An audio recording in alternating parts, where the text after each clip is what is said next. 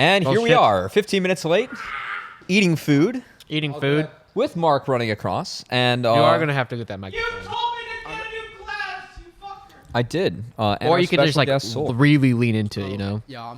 You don't have to. It feels like I'm like doing ASMR, you know, if I'm like really. yeah. You're gonna want that probably on the couch. Gotcha. I'm gonna recommend that. All right. All right, hold on. Let me pull up Twitch chat so we can. Yeah, see all we the got dumb chat. shit you guys have to say. My phone's like almost dead, but we made it to the Did I not podcast. follow you? Yeah. I will say, I will share the most LA thing that happened to us this week rather early, because Soul sent me 2 addresses and I went to a third because I typoed it. So that's why we're 15 minutes late. Yeah, no, it was good times. We made it in the end. Yeah. You know? Another 30 minutes in LA traffic, you know. All good. Good times. Good times. Good times. And now we have Rafa.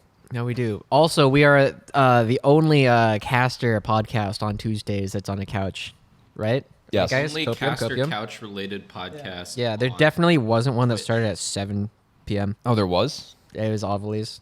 Oh, okay. Because they have caster couch. Well, they're probably wrapped up by now, you know. I don't know. Those guys can talk for a long time. I don't know. Raz owes me stuff for the show tomorrow, so Uh-oh. I need to harass him at some point. We also have a different setup this week as we are testing things out here. We do. Manny, would you like to demonstrate what we have different this week? We got a sign. We had it last week, but it was. Oh, that's sick. We had a sign, but it was propped up against the sink, Hey, which, Mark. like running water next to the electricity. Probably not No. brilliant This way? as far Yeah. as ideas go. Where should I but put this? You're gonna. yeah, we're here. All right. We did make it. We are still getting comfy as, you know, we're figuring out how to all crash on the couch as, you know, we got Mark helping out. It was a little bit last second. I will say we also got some delicious Detroit-style pizza. Oh, yeah. So good. Usually we let Thank you. Usually, you know, we let the guest pick, but Soul's not picky, so we went with. Soul said literally whatever, fuck me up, fam. Yeah. Yeah, I mean, food in LA so far, I haven't had anything Yeah. where I was just like, no, this is terrible. True, and we all have Bud Light. So Yes, exactly. There you go. yes, so we went with Detroit-style pizza, which I Boom. think we can say It was a that. good, Yeah. it was a good choice. And I don't have my shoes on because we were running late, but that's fine. We'll Oh, just yeah. have to go do free feet for the podcast. Oh yeah, I did promise. Free feet picks for everyone.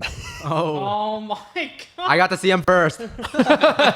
Happy Valentine's Day. Oh, how Valentine's romantic. Day, everyone. As we chill on a couch podcasting with special guest Soul. But Soul, welcome to the podcast. Thank you. Thank Happy you for to be joining here. us. We're really happy to have you. So usually, you know, we're going to talk about some NACL. We got 1 or 2 surprises for you. as Colorful always. glitch says hello. Oh, hello. That's my girlfriend. Oh, okay. Oh, Happy, excellent. happy Valentine's Day. So Happy yeah, Valentine's Day. Sorry I didn't get you anything. yeah. So I'm glad, you know, we can get that out of the way. Speaking of out of the way, Was that the corkboard? We Well lost played, our Mark. star That of was the week something. cork the board. star of the week's went down. It's already dead. I will Yeah. get it after I finish my pizza. No, I got it. Okay. But We're off to a great this start. this is exactly what I wanted. Actually, this is the hottest start. Yeah. Perfect. Well, Keep going. We'll get back to it. Keep the train rolling. What are we doing today? You want to talk about LA things? Yeah. Right. Thank you, Josh. No. We're gonna keep this moving. So usually, you know, I won't have you start, but we have a nice little thing we like to do on the podcast. In this ridiculous town city conglomeration of people that cost way too much money, Yeah. paradise known as Los Angeles, Good a description. lot of weird things happen. It was succinct. Right, real quick. Where are you from originally? Toronto, Canada. Toronto. Okay, so that's still a big city with like a lot of different like boroughs, basically. You know. It's not really comparable to LA. I live in like Yeah. the suburbs and it's like pretty quiet, but like I feel like everywhere in LA is just like loud and it's just screaming at Yeah. you. Yeah. Mark, where were we in Toronto? Was it Mississauga? I know that's where Beat's from. We're just doxing our homies. Well, Yeah, I mean, we've been to Mississauga. We've been to Vaughan. We've been. that's to, where we were. Yeah, That's where we were. Vaughan. Like 30 minutes away. And then the first time I went to Canada, I mean, we were mostly in Vaughan, but then we also went to Niagara Falls. And by far, Niagara Falls on the Canada side is way better than United States side. United States side from New York, you just get. Hold on, that's very un-American of you, Mark. I don't give a shit. I'm Peruvian. Like, it's whatever. Anyway, New York side, you only get like this bit. And then Canada side, you get all this. The view is immaculate. Those are the vibes. So we do a thing we like to call raising NA. or raising an A. Most LA thing that happened to you first on raising an A. This is what I get for trying to make the post on socials that were live. So I'm actually gonna start myself because the most LA thing that happened to me this week was I typed in the wrong address to go pick up a special guest for a podcast I run on Tuesday nights, and I spent an extra 30 minutes in the car, because my dumbass ended up in the wrong space. Nice. How far away were you? You were 30 minutes away? It was, yeah, which ended up being 5 miles. Oh, that's pretty far. Yeah. In LA, that's Yeah, kinda it took far. 30 minutes to get 5 miles. So once again, I'm bitching about traffic, but I'll keep it short. It wasn't that interesting this week, so that's the most LA thing that happened. All right. Mark. I went to get gas this time, and I told you how like gas like everywhere around LA is like different prices for some reason. So this time I actually went to go to a place that I marked as like, okay, the maximum price for gas at this place was like $4.67 to the gallon, which for LA standards is fucking pretty good. cheap. It's pretty good. That's pretty good. However, that's also a hot spot, especially at night, for people to approach you about services or asking for money. So how much did you lose? How much did you pay? You were approached for something involving money at a gas station? I mean, a homeless person basically went up and was like, hey, man, like, I'm just trying to get a burrito and I got nowhere else to go. Can you spare some change? I'm like, oh, shit. First off, dude, this is 2023. Do you think I carry fucking cash? Yeah, problem. but like, You have a Venmo? I didn't feel like being mean. Like, this dude, like, I don't know. I got guilt tripped. And so I was like, let me check inside if they had got an ATM, if it's working. So I went inside and ATM wasn't working. Mark's too But I had like 2 5s. I'm like, whatever. Like, I don't know this dude's life story. And I don't want to deal with like saying, hey, I went inside because I'm already committed at this point. So I gave him 2 5s and he was like super sweet. He was like, oh, thank you so much, man. This is going to get me through the night. Like, I really appreciate you. God bless you. Have a good night. I'm like, okay, cool. I feel good. Not 30 seconds later, another homeless dude approaches me. He's like, hey, man, I got off the bus and I forgot all my stuff and I don't have my phone on me. Can you just help me out with any money that you have? I'm like, there's no fucking way. Like, there's just no fucking way. It's actually the South Park episode. Yeah, so at this point, I just said, I just gave away my last bit of change, and the ATM doesn't work inside. I'm sorry. And he's like, no, it's all good, Yeah, you got a nice car there and everything, but it's okay. You can't spare it for someone like me. All good. I'm like, man, I don't need this shit. So I got in my car and sped off, but pretty sure that dude was staring me down as I left, and I was just like, You wrote down your license plate. You are too nice for your own good, and the fact that this is your most LA thing also says that. So, congrats. Good on you, Mark, for being a good guy. You had $5. You could have split up between them.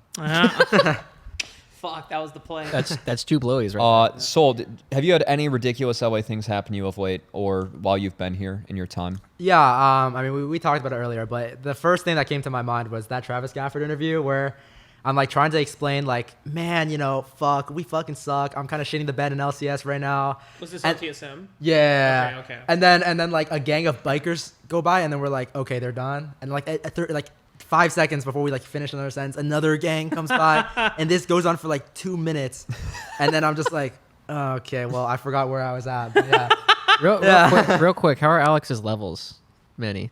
Is he doing good? Well, it is good when he points his face at the microphone. Oh, okay, all right. I'll I'll put this a bit Yeah, closer. as long as That's you okay. put That's it- okay. keep putting it, Wonderful. There You you gotta go. give them the Alright. ASMR. Give them the. Yeah. They'll hear me breathe. Yeah. Yeah. Hey, redacted. Also, Joshi. Now That's you're me. back. That's the camera. You're That's no not the camera. You're no longer redacted anymore. Thanks for joining us. This I can week. be redacted again. Don't No, well, I mean, last week the bit ran on NACL, but you got burgers with Bradley and Mir. We did, yeah. It was a good time, honestly. It wasn't super LA, but my favorite thing about it, because like Bradley's like a super fun dude to hang out. Oh, with. yeah. Like, Mir's pretty funny too, but Yeah.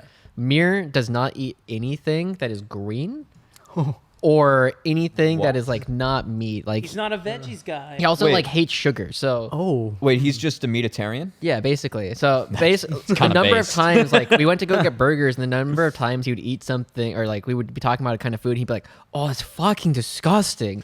I was like, so I asked her, "Is like, is there any like, do you eat vegetables?" He's like, "Not if I can help it." This is These how are this is how you jungle, baby. And then he was talking. I was like, why can't I find a girl? Well, we just skipped from that, like no vegetables to, well, I don't have anyone for Valentine's Day. We told him. Okay, I am curious. Before we get into everything else, how did you and Colorful Glitch meet? So we knew each other in high school. Oh. And then we didn't start dating then, but then I think in university we met through one of our, like, we had like mutual friends groups, and we met through like another gathering, and we ended up like catching up, and that's how we kind of got to Nice. know Hell each other yeah. again. The fact that you said that we met in university does give away that you're Canadian, I will say. Oh, That's does very- it? Yeah, it's a very Canadian. We What's the say give- I mean- college. We say Oh, college. right. Yeah. Yeah. That's cute. That's a good story actually of meeting. Well, congrats. Thanks for spending your Valentine's Day with us, and course. thanks for allowing S0ul to be with us. Thank you, Colorful Glitch. Manny, do you got anything fun this week? Yes, I have an update to the neighbor saga. Oh, okay. You give the TLDR of like what happened last God, time. I don't know if there is a You possible- ghosted her in 10th grade. Hold on, Manny. We're getting some of the tea. We can't be stirring up drama on Valentine's Can't be Day. stirring up the tea. Okay. We'll save that for another Another time, conversation, another time. All right, yeah. So basically what happened was the update with this is my neighbors have various different sets of neighbors have been up to some interesting things in my neighborhood, including but not limited to slashing my roommate's tires, destroying a kitchen chair in the driveway with the sword, setting off the fire sprinklers by crashing moving the van. wall. You've missed out on a little bit thing. so There's far. like every week there's like a new thing. It's been a saga. It's been There's very. probably been entertaining. like 3 or more things. There was a stabbing at one point, but this is the most interesting one. We had a uninvited guest this week. So Is it me? We someone walked into our house. It was one of our neighbors, and he was just incredibly drunk. And Okay. it's the way our thing is set up is it's 4 units, basically, like, and it's duplexes. Yeah, Right? So okay. they all look the same. So the guy that was in the complex next to us, he had thought that his house was our house, and he just like started banging on the door, and eventually realized that it wasn't locked because it was like I'll reveal the time and day at a later point. But he walked in, and we had to explain to him that no, this was not in fact his house. He is next. Have you door. noticed that all the furniture is different? Yeah. Have you know? Well, yeah, exactly. There's a couple things you probably We aren't your couldn't notice. roommates. Anyway, this was a Tuesday morning. This Tuesday, in fact, is earlier today. So he was just like absolutely blasted beyond belief at like. That's how your 9 day started? It was like 9:30 a.m. Oh Oh, my God. god. Tuesday. Okay, so like that's not this guy good. was like, This guy was blitzed. yeah. So that is my most delicate. This guy was like Mark after That- half a beer. That's pretty good. I guess the only really LA thing that's happened to me is today I took a calculated risk because all the streets around here have like street sweeping times, like Monday, Tuesday, like noon to 3. I parked. I saw the parking enforcement car go by. I saw the street sweepers go by, and I parked right behind them. So hopefully, the parking enforcement's not going to give me a ticket off of that one. Hopefully you just maximized your value. Yeah, I am right outside the apartment, so like right out front. If you guys find my car, it's a Washington plate. If you find a Washington plate, it's probably me. All right. Well, that's Are you doxing yourself? yeah. Yeah. Doxing the place.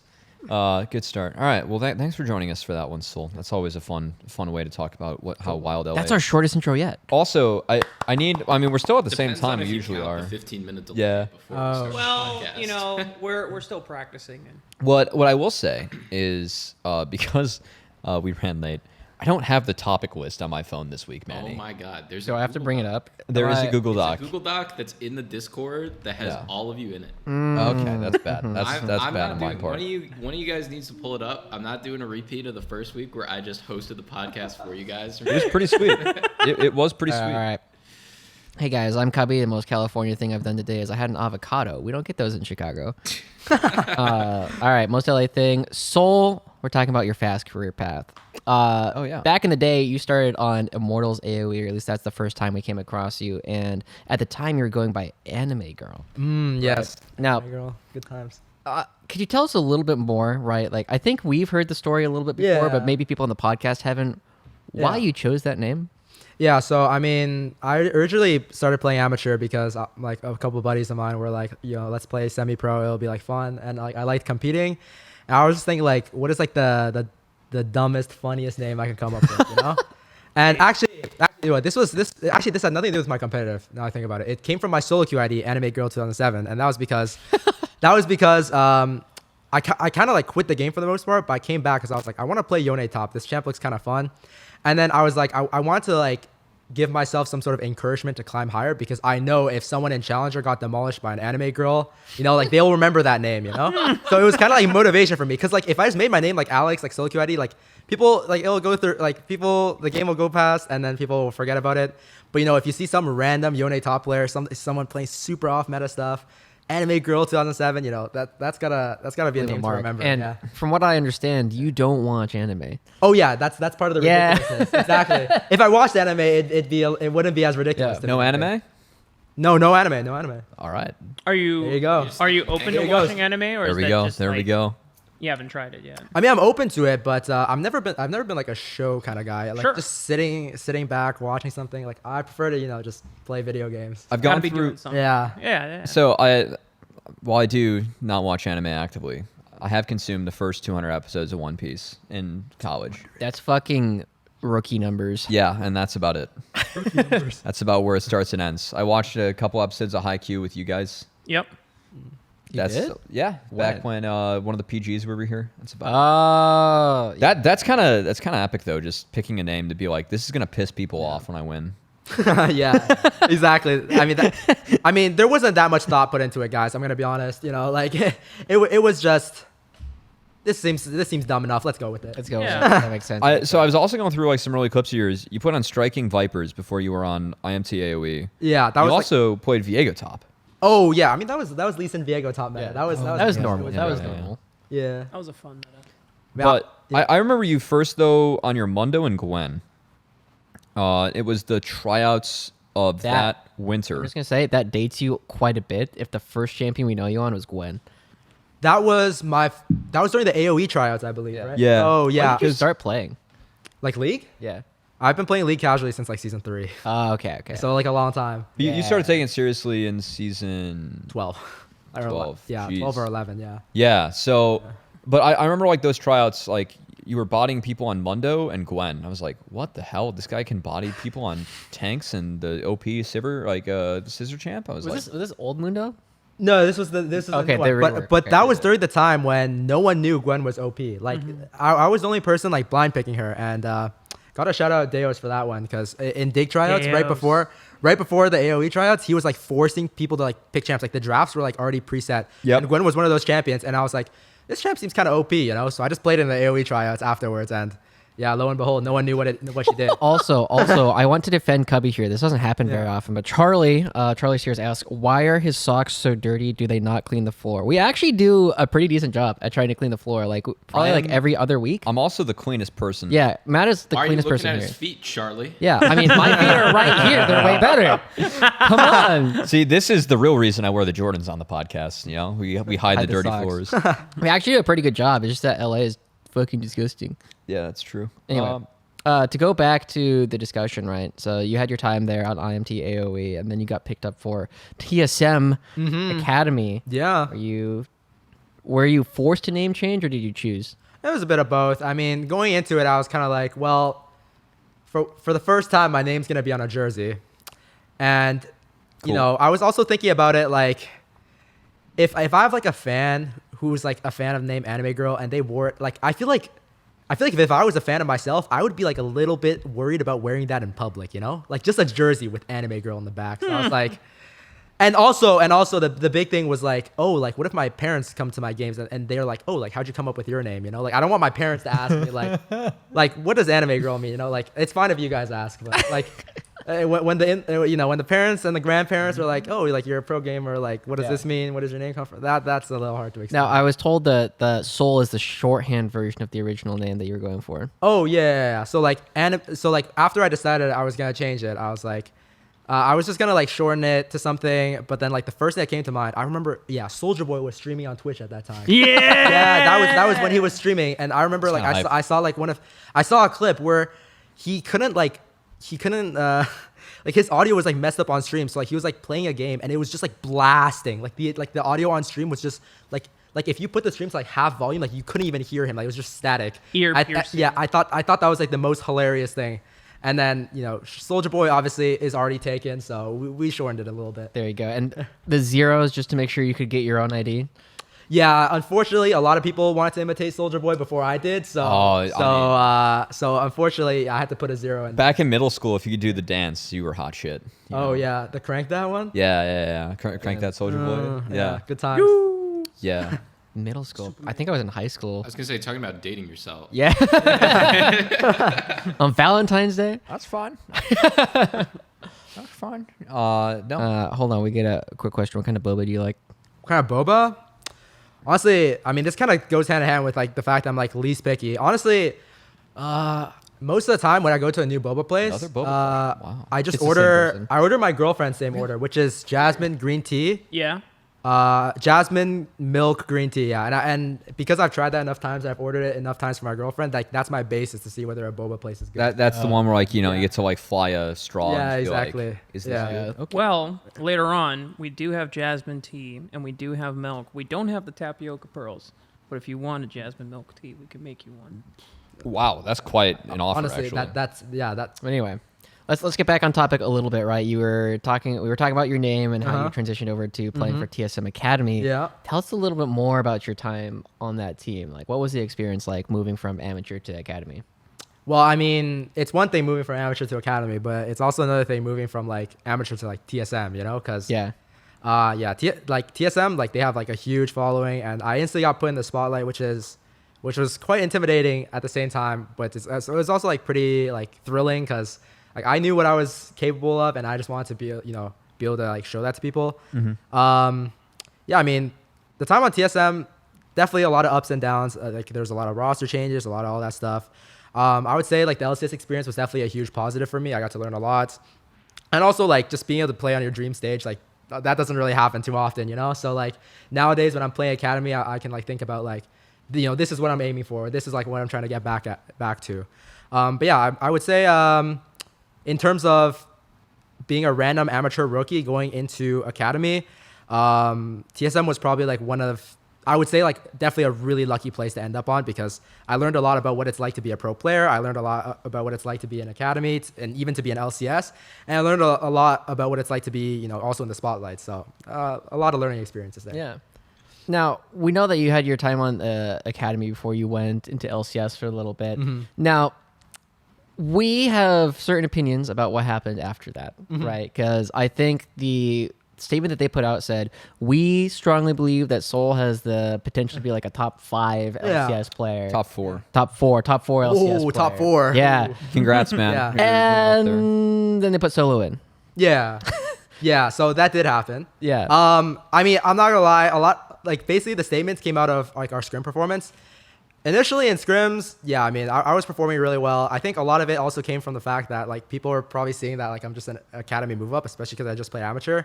So like these guys are just playing like psychopaths against me, and they're getting solo killed, and then they're like, holy shit, this guy's solo killing Bwipo, like TSM's like, holy fuck, this guy's just like we just subbed him and he solo killed Bwipo, and then like they came out with these like announcements, but like for the most part. I was performing really well in scrims, but a lot of it going onto stage was the nerves, and I could definitely tell like the difference between like experience on stage because I mean scrims versus on stage is like completely different, and yeah, definitely was not my best showing on the LCS stage. Like I'm not afraid to say that like I kind of shat the bed, but I mean I'm also aware that like if I'm able to like hold my own in these scrims and I'm able to learn from them, it means that I'm capable of getting to that position again. I think the thing with us and like.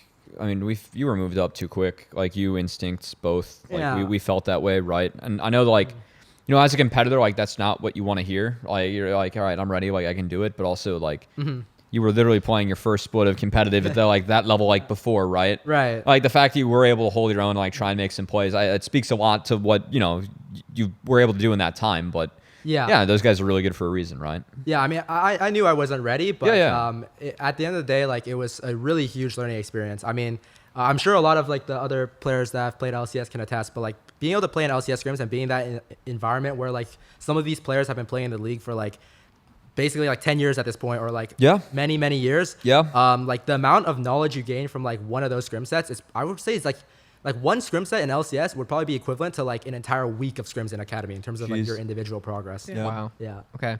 Now, the other thing I kind of want to ask is when TSM put out this statement, they said that it was your decision to move down. Yeah. Was it? I mean, it was going both ways. I mean, like at the end of the day, I am a competitor and I care about my team no matter what team I'm on. And at that point, I already recognized that, like, listen, like Solo's a good player and I'm not performing up to my own standards and anyone else's standards for that matter. And I knew that if I didn't step down myself, like it was probably in the best interest of the team anyways. So when I had to talk with them, it was like something that was already on their mind, whether they were going to sub in solo. They didn't like directly tell me yet, but at that point I was like, you know, like if it's something that you're already thinking about, like you don't have to like wait on it any longer. Like you can just put me back down to academy. So I think it was mutual. But like on both sides, there was like both sides knew like what was best at that time, and which was to go with swap. I mean, I can't imagine if you already like have this suspect feeling that they want to move you down, but they haven't like, you know, made the move to tell you yet. That doesn't feel good already. And as I can tell that you're probably the person who's just like, hey, if you got something to tell me, just get it over with, you know? I mean that, but it's also more than that, right? I mean, it's less about me playing LCS and more like I genuinely want my teammates to win. Like the roster I was playing with, Spica, Maple, Instinct / Tactical, and Chime, like they're all amazing people, and like I interact with them in and out of the game, and like I know how much it means for them to win, and like I really care about them in and out of the game. And at that point, like I knew by myself, like deep down, that I wasn't the best fit for the team. Like if Solo was subbed in, they would have a higher chance to win, and that's realistically all it takes for me, because like I mean these guys want to win just as much as I do, and quite frankly, there's a better option here, so why not, right?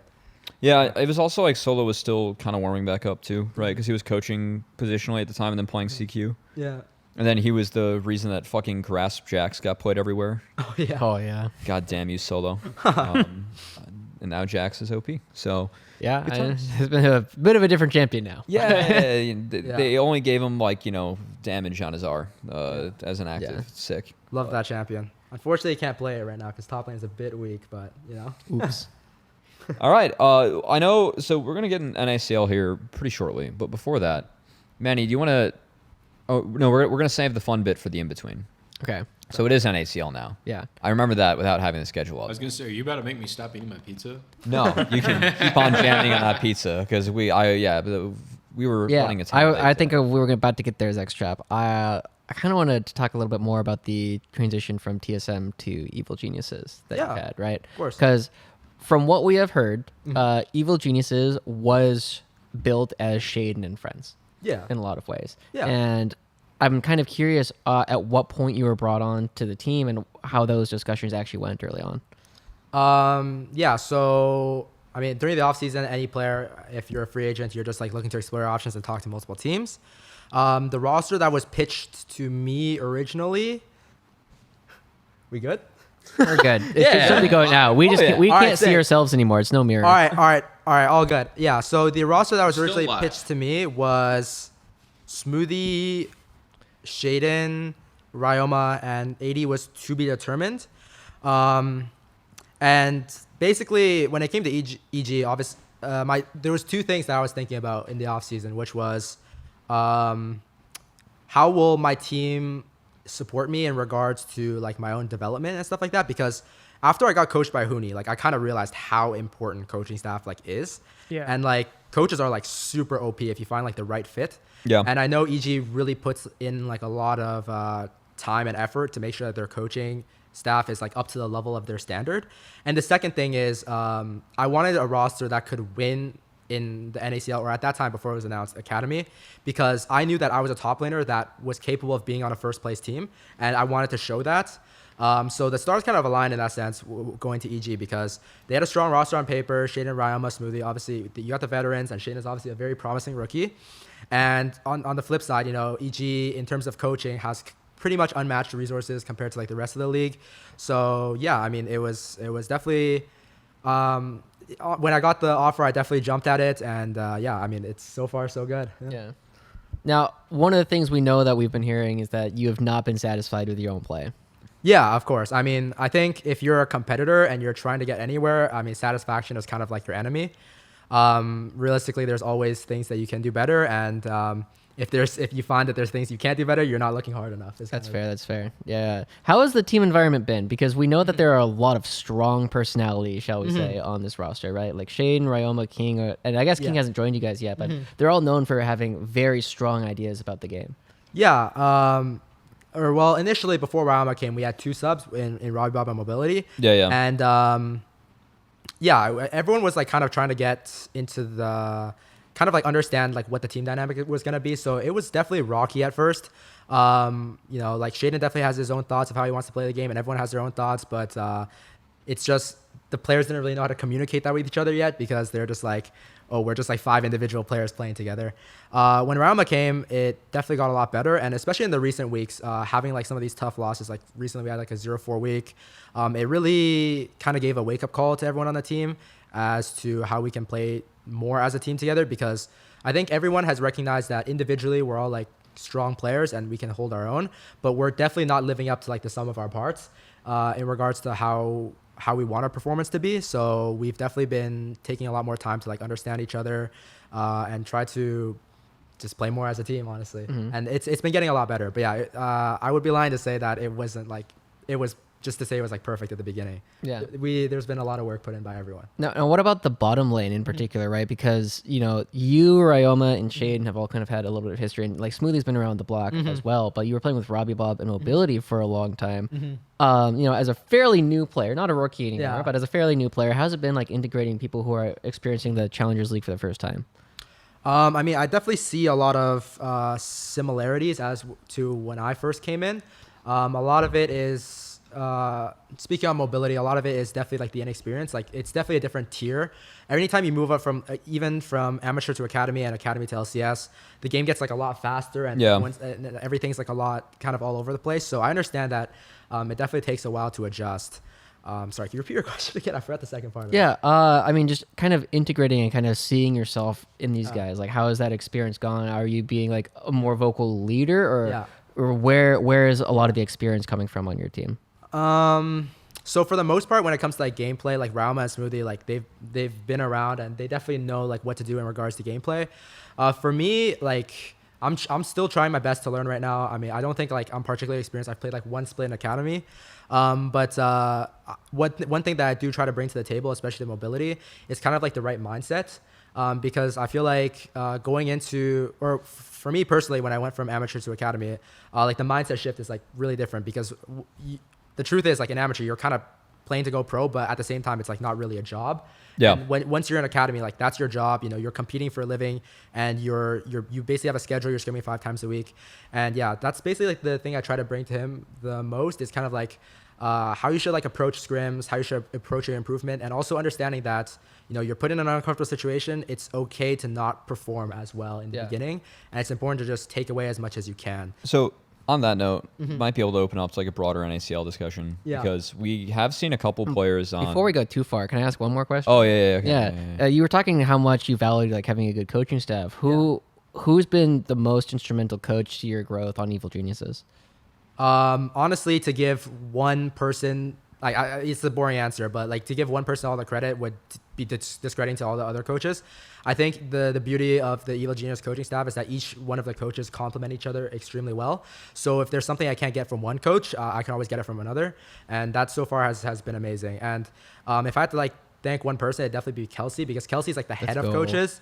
And she spends a lot of time with LCS, especially because Freeze wasn't there originally for the first week of scrims with EG. So she's been super busy. She's been coaching the LCS team, and she's trying to get everyone up to track, but she still takes time to kind of speak with me individually talk with every single one of the NACL players. She teaches our academy coaches, because Galul is also a rookie coach. He teaches Galul how to properly coach his players, how to have a good curriculum and to resonate with your players. And she's just all over the place, always busy, but she always somehow finds time to make for her players. So really, really appreciate Kelsey. Yeah. Kelsey's the GOAT.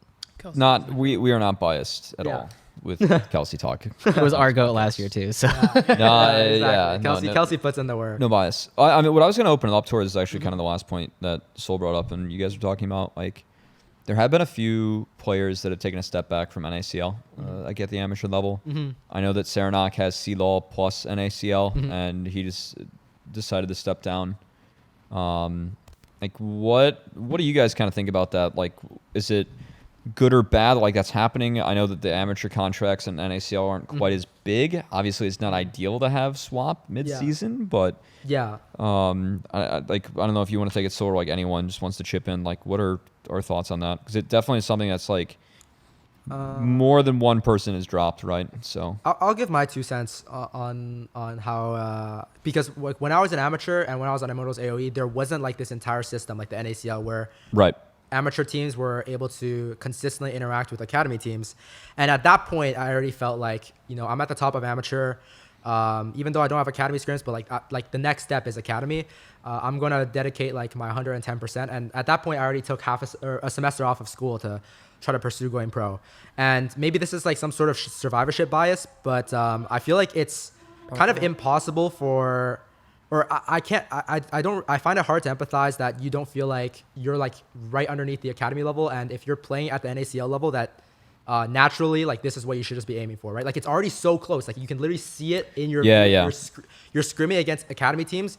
Like at that point, I feel like there should have been a conscious decision made. Like, am I putting my 100% in this, right? If not, then just quite frankly, I don't feel like you're cut out for it because the prize is right in front of you. And, right. And it's like, you know, you're not willing to put 100% in it when it's right in front of you, then you're just not cut out for it. Yeah. So that's like kind of my 2 cents, but that might be survivorship bias because, you know, I did end up going through the system and I ended up making it. So yeah. I mean, I think we're in a very privileged position as people who can look at things and say we value being good at a video game, right? Like just being able to do that is kind of cool. And unfortunately, I think the culture is so focused on like who is good at a video game, right? Yeah. And at the end of it, like a lot of people, it's not important to them, right? People will be like, it's been what I've been doing for a long time, right? I was kind of like this for casting for a while. It's like, I don't know what else to do. I'm good at this. I'm going to keep doing it until I figure it out. And I feel like we've kind of hit that point in the Challengers League where a lot of people kind of look at it. And as Collimer pointed out, like it's hard to stay motivated when you're losing and you're not really making any money doing it, right? Like when you hit that point, you hit a point, it's like, am I doing this because I didn't know what else to do, or am I doing this because this is what I want to do? And I think we're seeing people drop who are kind of like, this is not what I want to do. I want to do something else, or kind of moving on to things that are better for them. And while I'm sad to see players like Gu and Sarah not go, I understand it. I just wish it had happened before the split started. I mean, I'm in the same boat. Like, I agree with Soul. Like, if you aren't cut out for it, you aren't cut out for it, right? Yeah. And if you realize that, and sometimes dropping is actually the respectful thing to do, right? Yeah. I mean, you were just talking about that earlier with your LCS experience, right? Yeah. But also, like, I think Serenok's a unique case because, you know, yes, I would consider this a higher level of competition than C-Law, but also like that is a full ride scholarship at Fisher now. Isn't Pajani playing on the same team? Yeah. Yeah. So it's like, it's an interesting case for sure. It is. But again, like, I mean, not everyone's cut from the same cloth, right? Yeah. And if you feel like you can take the schedule, which again is aggressive, like I was pinging Lynx for info before his set a couple weeks ago, and he's like, hey, sorry for the delay. I just got on my C-Law match. Like, that's the schedule that some of these guys are running on right now for the NACL teams. And if you have a scholarship tied to it, Lynx does not, because UWO is club team, which is a crime because they're really good. Yeah. But And have been. have always been really good. Yeah. But, you know, I can understand that perspective. But again, like, there was an expansion, and like you can beat these teams. Yeah. Like, you like look at what Wildcard's done, right? Like Sligo didn't get picked up by a Challengers team. They're beating they didn't just 2-0 you, they 2-0'd a lot of teams in the league, right? 2-0 Cloud9. I think that was was a big impressive. one. Yeah, like they're winning a lot of games. So you do have the opportunity to go like stick it to them, you know, and prove that you deserve to be on that challenger spot with the increased salary and all that good stuff. Mark, you've been pretty quiet. Are you just full? No, I've been waiting. I didn't know when to contribute, but during this landscape for the Challengers League, in some ways has progressed, but in other ways it has regressed a lot as well. And I think that's just kind of the area where we're at, where now that we have added 6 amateur teams into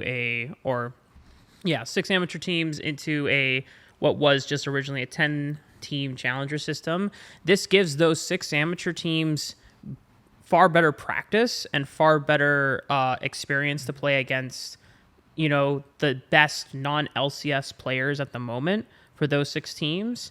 Sometimes some of those amateur teams are not going to be doing that great, and it sucks when some of the players realize I'm not cut out for this, because that's kind of a detriment to everyone else. But I think, as you said, S0ul, like for the rest of the players who suffer from it, somehow, like you just have to keep on grinding, right? Like if this is what you truly want to do, like there's going to be a ton of shit that comes in your way, that like there's going to be a ton of obstacles thrown, and you just have to somehow like persist through and endure. And for the teams that are still in the OQs, I think those are the teams I kind of feel bad for, because right now in terms of just exposure and quality of games, those games are nowhere near as great as the challengers. I mean, right now. yeah, but there are more teams that are in, so that was always going to be a consequence, right? Yeah, and that's what I said. Like, Yeah. there's some ways that we've progressed, and other ways we've regressed. Yeah. So it's just this landscape where I don't think there ever will be a perfect solution, unless obviously we had more money to spend on everything. Yeah. It's NA. Bunny solves everything. Yeah, there you go. This isn't explicitly a new thing either. Like I know, like trying to take a step back and everything. Like I used to play in the amateur scene back in the day, and obviously not quite at this level, but it was pre-proving grounds, pre-scouting grounds even. But back in the day, I mean, I was talking to Joshi about this before the start of the podcast, right? Like I had a decision like this where I was like, I obviously not quite in the same place as these guys, right? I was like pushing masters, and I was like, do I really want this? And after going through an entire season in like UPL and everything, and I came to the decision. I was like, no, I don't really want to, and I think that's okay for people to do. Yeah, I think that like I know OQ's like broadcast situation isn't the best, which is a different discussion, but I'm hoping that just gets solved for Split 2 or Summer. And like OQ's definitely took a hit in terms of like viewership and who's involved, but also I still think that a step in the right direction was taken, even if there were some consequences for the big picture discussion. But I do want to get into like NACL specific stuff too now. Okay, let's do it. So we'll have some clips, S0ul, but overall, big talking points for this week. Big talking point for last week was that Wildcard and Fear were like 2 provisional teams that were doing really well. Yeah. Fear did not survive One of their them. tests. And Wildcard has survived every test they've faced with one of the hardest strength of schedules, and they're 18-4. The goats. And you guys went up against them this week and fell. So Yeah. yeah. That did in fact happen. Yeah. So in fact, it brings us to a good point here. Manny, if you want to pull up the... I have a certain clip. It's not from your series, but I think we've all probably seen it at one point. Okay, we can watch it. Yeah. Oh, is this the Alawi one? Oh yeah. Oh god. So the beautiful and very entertaining thing about Wildcard is that they are just willing to play things that no other team is playing right now. Yeah. And so you come to situations where like it doesn't matter how well you played the early game, it doesn't matter how well you played the mid game. Yeah. There's certain like scenarios where it's hard to set that up in a scrim and be like, hey guys, can we run how to fucking approach an Alawi set up at Baron, right? Like no one ever What has I've been to do fucking that. saying. People Yeah. are so scared of playing off meta shit. It's just like, no, you shouldn't do it. I don't think you should do it every game like Wildcard is doing. But if you have certain picks in your pockets, like they're so good. I mean, Mark can vouch for this. I have like an 80% win rate on Mundo in like tournaments and like Clash and shit like that, because I only ever pick it when it automatically wins us the game, right? Concept Like, which is he had your win rate right now. yeah, it's the kind Real. of thing where it's like people are so scared to do that shit. Eliwa was god in that draft. Eliwa Right? was It was great. into Renekton. It was into like 3 or 4 melee champions. Like you can't touch this. Yeah, I mean, I think the beauty of Wildcard is that they have players that obviously play like these off meta picks, and they're very good at it, but they're also very like they know how to play around these off meta picks better than obviously like I'm sure Wildcard knows how to play around their Alawi better than how FlyFam would know how to play against an Alawi. Yeah. So their team like they're very strong in regards to playing around these off meta picks, and they almost always pick like drafts that that like favor them in 5v5s, and in 5v5s they just end up performing. So Yeah, good on them. My phrase for wildcard has been, they are always going to draft scaling, and they care about how their champs interact in fights and not how they interact in lane. Yeah. And then they always draft a strong bot lane. Yeah. That's what gets them to the later stages where like Moose Hater champs come online and stuff like that. Yeah. I think that Wildcard is also a team that is very cognizant of just how to efficiently build, which, Manny, if you can pull The up. triple Radiant Virtue. Oh wait, that was in our game. That Yeah. was oh my yeah, I remember seeing that. We were in review in that game, and then we were talking about how we My can win phone this team died. fight, and I'm like, guys, Sweet. I'm like, guys, this team fight is not winnable. They have 3 Radiant Virtues, we have 0 All right, anti. so I got a question then. Who would win in this confrontation? Take a look. Oh, Not Did you see this? The- Did you see this? Vambo's have, going down. I have not seen this, but honestly, I think the guy on the left will put up a better fight than EG did. So Oh, no. All All right.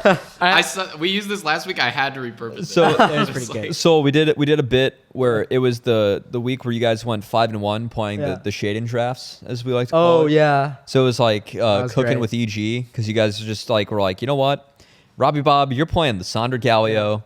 Soul, we're gonna pretend like we're flexing Sejuani, but that shit's just down to you. That's funny story about that. Every draft, like, I'm just like, guys, I really don't think Sejuani B1 is that good. They know it's going top, guys. And then Shaiden's he's just tapping me on the shoulder. He's like, bro, don't worry, it's a flex. As he's like, he has this like shit face grin on his face. He's like looking at me. He's like, don't worry, dude, it's a flex, man. It's a flex.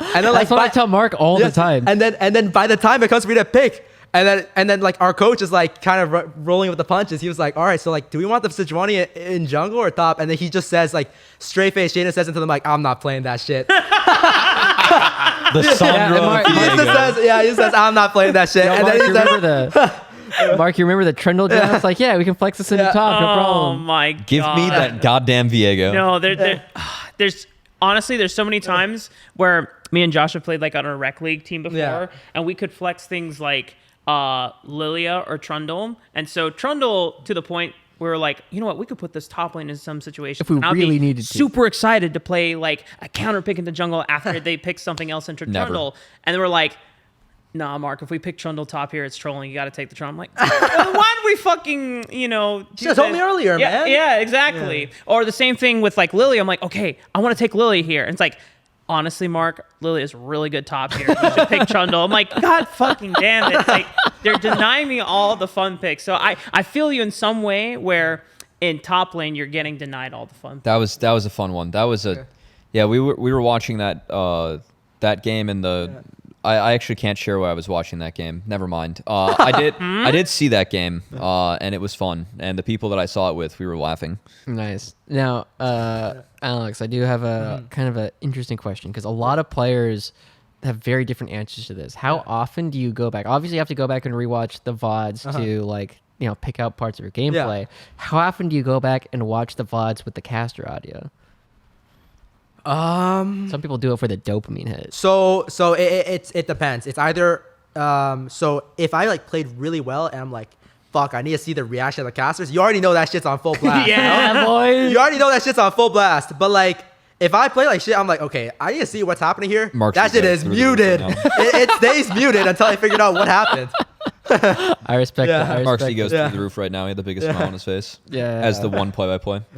Play is like, what the fuck is Alex doing? Like a lot of players do this though. Like I used to do this back in the day. Yeah. It's fun. When the game ends, like everyone in the Yep, call, yep, in the yep. Discord call, it's like, all right, let me turn on the stream because they're a couple minutes behind, and everyone rewinds. That was like mutes for 3 seconds. it was always like the best games too, because like I remember like one game we won like down like 5K gold, and like everyone's like, boot up the stream, we got yeah, exactly. Do you guys remember when Sheiden got like a 1v3 triple kill as Graves or something? Yep. He was watching himself on stream as it came up. Like he finished the game, he instantly pulls up the stream. He's like, "Hey, watch this." And then he just sees in the chat, like, because like he's on his Twitch account, and you see like the chat just turn red because everyone's just talking about Sheiden, and you see like he's just like vibing to it, you know. Yeah, boy. It's Sheiden never like fails to like impress me because like he like puts like I don't even know how he can hear the audio or even when we're doing draft because like every time he's on his PC, the first thing he does is boot up like some sort of drill music and put it at like 200, and I could hear it through his headphones. and then he puts up like the NACL games, and then somehow he can hear the audio from there. So good on him. Maybe maybe he's just trying to ignore the comms at that point. It's like, nope, we're done. So another question. We've had a couple of guests on now. APA, XU, and now you. There's been a lot of discussion around who is the strongest team.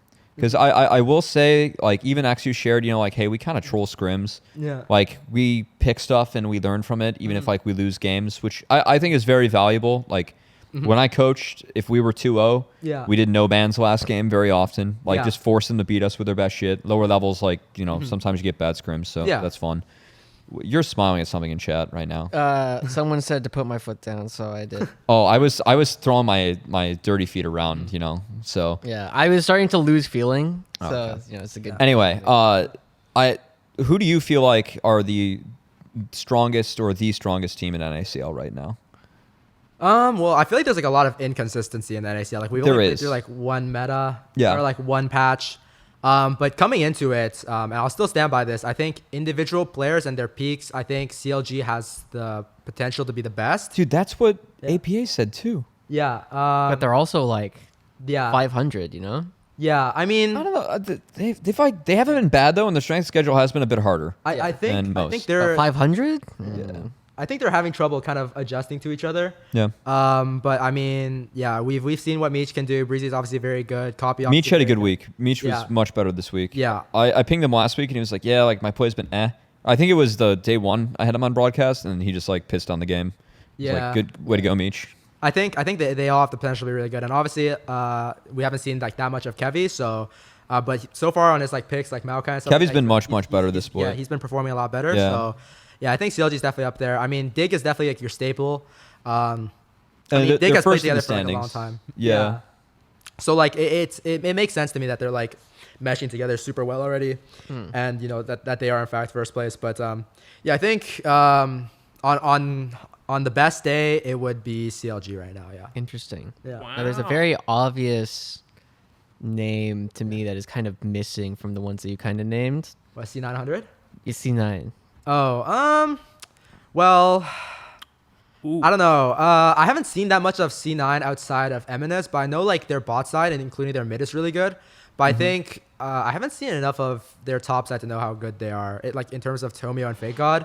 But I mean, Fake God's probably like top 5, top 6 right now for sure. Yeah, Fake God's been pretty He's been playing well. consistent. Fake God has been pretty good. But I mean, I'm biased obviously because I'm a top laner, and also I 1v1 Jenkins like super often. But like he's definitely like the best 1v1 top partner I've had, and I mean it shows in his gameplay. He's extremely lane dominant. He's been good. Yeah, so I mean there's probably some sort of bias there. I'm probably not seeing the big picture, but in regards to top laners, Jenkins is good. He's good.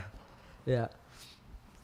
Interesting. That's a very different read than I had on him, because I always found him like he was very suffocating to play against in lane. Like he was not the player who got a ton of solo kills in lane. Like there are some that will just try and solo kill you a lot. But the thing that I was always impressed with in Jenkins is later on in the game, especially on things like the Aatrox and Kennen, he is probably the best top laner at manufacturing fights. Yeah, right? I mean, yeah, I remember when he subbed in for like TL, his like flanks were like pretty crazy. I mean, yeah, you're completely right about that. Like, the truth about Jenkins is he's just very calculated. Like he won't take a flip, and a lot of times he doesn't like. I feel like he's not like an extremely vocal person, so like that could also be why. But yeah, if like there's a lot of times where he'll probably feel like I can probably kill this guy, but even if he thinks there's a chance your jungler can be here, he just won't go for it. Oh, that makes sense. That would check out. Yeah, so he's like a very calculated player, but yeah. Yeah. Interesting. Yeah, I know that we have one other clip actually from one of your games. So we've hyped up your Gwen quite a bit. There is a really unique mechanic that I actually learned about thanks to Marikuv, who is in the chat right now, involving Gwen that is in this clip. So you want to explain this mechanic when you throw down the Shroud? Yeah, so the Shroud basically just follows me after my W, and I know I'm running into them. Yeah. And it kind of recenters so that I'm like just at the edge, and then their champions can't really touch me. I mean, So I am immune. Did we fight again? Did you do the S key E after you shrouded? Yeah. So essentially, yeah. if you W and E as Gwen, a lot of your E doesn't actually cancel your movement command. So a lot of the times you'll like naturally move out of your W if you try to like WE. Yes. But if you W and then you press QE, your Q cancels your movement command. So your E will actually put you at just the corner of your W. Yes. That makes sense. That was it. Yeah. That's the interaction. Yeah. I learned about the interaction with. You can also do it with S key. Yes, you can. If you E plus S key. Yeah. Yeah, and I just learned about that from this clip because the way that you repositioned it, like you were still in it, Yeah, and so good. you actually pissed on the fight here. So Yeah, Mark and I have nightmares about this champion. yeah, Got to give credit to Smoothie there. That 4-man knockup. yeah. No, that the screenshot you posted was big. Also, Ryoma had a really big series too against FlyQuest as well. Tommy's a Smurf. I feel really bad for Tommy. We're kind of griefing him a little bit. You know, in the past series, he's a bit of a victim. But yeah, he's great. Well, you know, it unfortunately, Saligo just had to get his revenge against you guys. So his old org. So, Yeah, it's the narrative. Yeah, Wildcard's gotten revenge against everyone so far. So, That is true. Yeah. Yeah, they have their final boss coming up. who's that? Dignitas. Why would They're they? number one. Oh, I guess that would be the Yeah, final boss, but I not in guess terms so. of revenge, like who they wanted to take down. But in terms of like people were looking at Cloud9, CLG, 100 Thieves. Team Liquid early on, people were kind of like, these guys are probably going to be pretty good. But now that Where's EG? Dignitas, Sorry. when you guys get king, I'm a believer. I'm a believer that Evil Geniuses will surprise us in playoffs Yeah. for sure. But Dignitas being number one, like they're playing wildcard as I think like our second game Yeah. on Saturday. Yeah, you have a goated slate. That's pretty good. Yeah, Josh has all the good games this week. Yeah, Kinda- I'm on flex on Sunday, so I'm not going to cast all of them. But yeah, but you still still. cover all the good games this Yeah. week. There were a couple loaded streams. Yeah. Now, We're do you fans have an expectation, like a prediction for a Dignitas wildcard? Yeah, I think it's just gonna be a Dig 2-0, honestly. I mean, wildcard is good, but I think their strong point is their bot lane, and their bot lane, like you guys said, like their bot lane enables them to get these late game scaling win conditions through their top side, like by stacking drakes and stuff like that. Yeah. And I think right now, Tomo Diamond have just been very no nonsense bot lane. Like if you make a mistake, they will punish you for that. So I think it'll come down to the bot side matchup a lot, and I think if there's a team to really like kind of take down or really put a dent into Len's Duo King right now, it would be Tomo Diamond. I think it's a terrible matchup for Wildcard and they get rolled. Yeah, it was similar to the Fear. Like when Fear was on top and they were facing Dig. They were going to get rolled. Yeah, Like, the things that make Wildcard good, it's all stuff that happens later in the game, and Yeah. Dig doesn't allow you to get there. Yeah. Yeah. That's why I think they get rolled. Yeah, exactly. And also, I mean, I was watching a couple of XU's games. He's not afraid to be 12 CS at 5 minutes. So, No, he's he sitting in his really bot lane. isn't. Yeah. Yeah, That bot lane has him on, Yes, palm in their exactly, hand, yeah. exactly. Yeah, I mean, I felt very similarly about Cloud9 going into wildcard originally because like Lost and Zale to me were like the number one bottom lane. Yeah, in and then they the league right now. fucking griefed the And second. Yeah. Yeah, and well, one. They were getting 2v2 killed, weren't they? The Yeah, grief yeah, game yeah, 1, yeah. and then they griefed draft 2, in my Yeah. opinion. Oh, I'm God. pretty convinced it's going to be a 1-1 at this point because You think? I actually think like Dignitas will Wildcard's that good. hard smash Yeah. one, and I think that wildcard. I think Dignitas will screw up their winning conditions once. I respect Wildcard. Yeah. They're a good team, No, wildcard is great, yeah. but they're getting 2-0'd by Dig. Yeah. I actually, maybe it's a 1-1 if they ego and they forget to ban Garen game 2. Maybe they forget about the move hater Garen. People are We have so it on Who- record who's from taking it away? XU last week. He's like, Yeah. I don't understand why people ego wildcard and not ban the Garen. Yeah. When we play against them, there's no way we're disrespecting that shit. We're banning that shit like round. Also, Yeah. please, for the love of God, can I see one Camille be played into Garen? well, they ban it almost. They every ban single it, they time. ban it. yeah, but Yeah. like also if they're banning it, then why the fuck are we not responding with a Garen ban? Well, Or- they're often on the red side, right? That's the thing. Yeah, Like, they pick yeah, at yeah. R3 or they pick at R5. Yeah. You know, it's just so hard. They to do get like the them out. red side. Yeah, they're big red side fans. I mean, Camille's definitely really good. I also think like there's also a lot of other meta picks that people have been picking. I don't know if Moose has been blinding at all, but like Nar is also really good into Garen, but no one's like really picking that. either. Yeah, it's pretty He good. he ran Nar the one time. The- it was the really- one it was thing- played into him. The one thing about it is you have to be really careful with your Q on Nar, right? Because Garen's Q breaks slows. Oh yeah, Yeah. you don't want to get ran down. Yeah, It's like a and puny if you're bad with your timing there, like it's very dangerous. I'm a huge I can Nar see player too, but I I'm gonna say this on the broadcast, and hopefully, like someone will clip it and we can put it on Twitter or something. I'm pretty convinced that wildcard and summer are not going to be very good, right? In spring, and we saw this last year too. Top laners, junglers, and mid laners in particular in spring are so fucking garbage at marking the Garen. The number of times that Garen will just get into the backline for free is absolutely disgusting, right? And that's not something Moose Hater is really doing. It's legitimately his opponents fucking up. So I think that in summer, when Moose Hater doesn't get to play this way, even on his Garen, I don't think he's going to look nearly as good.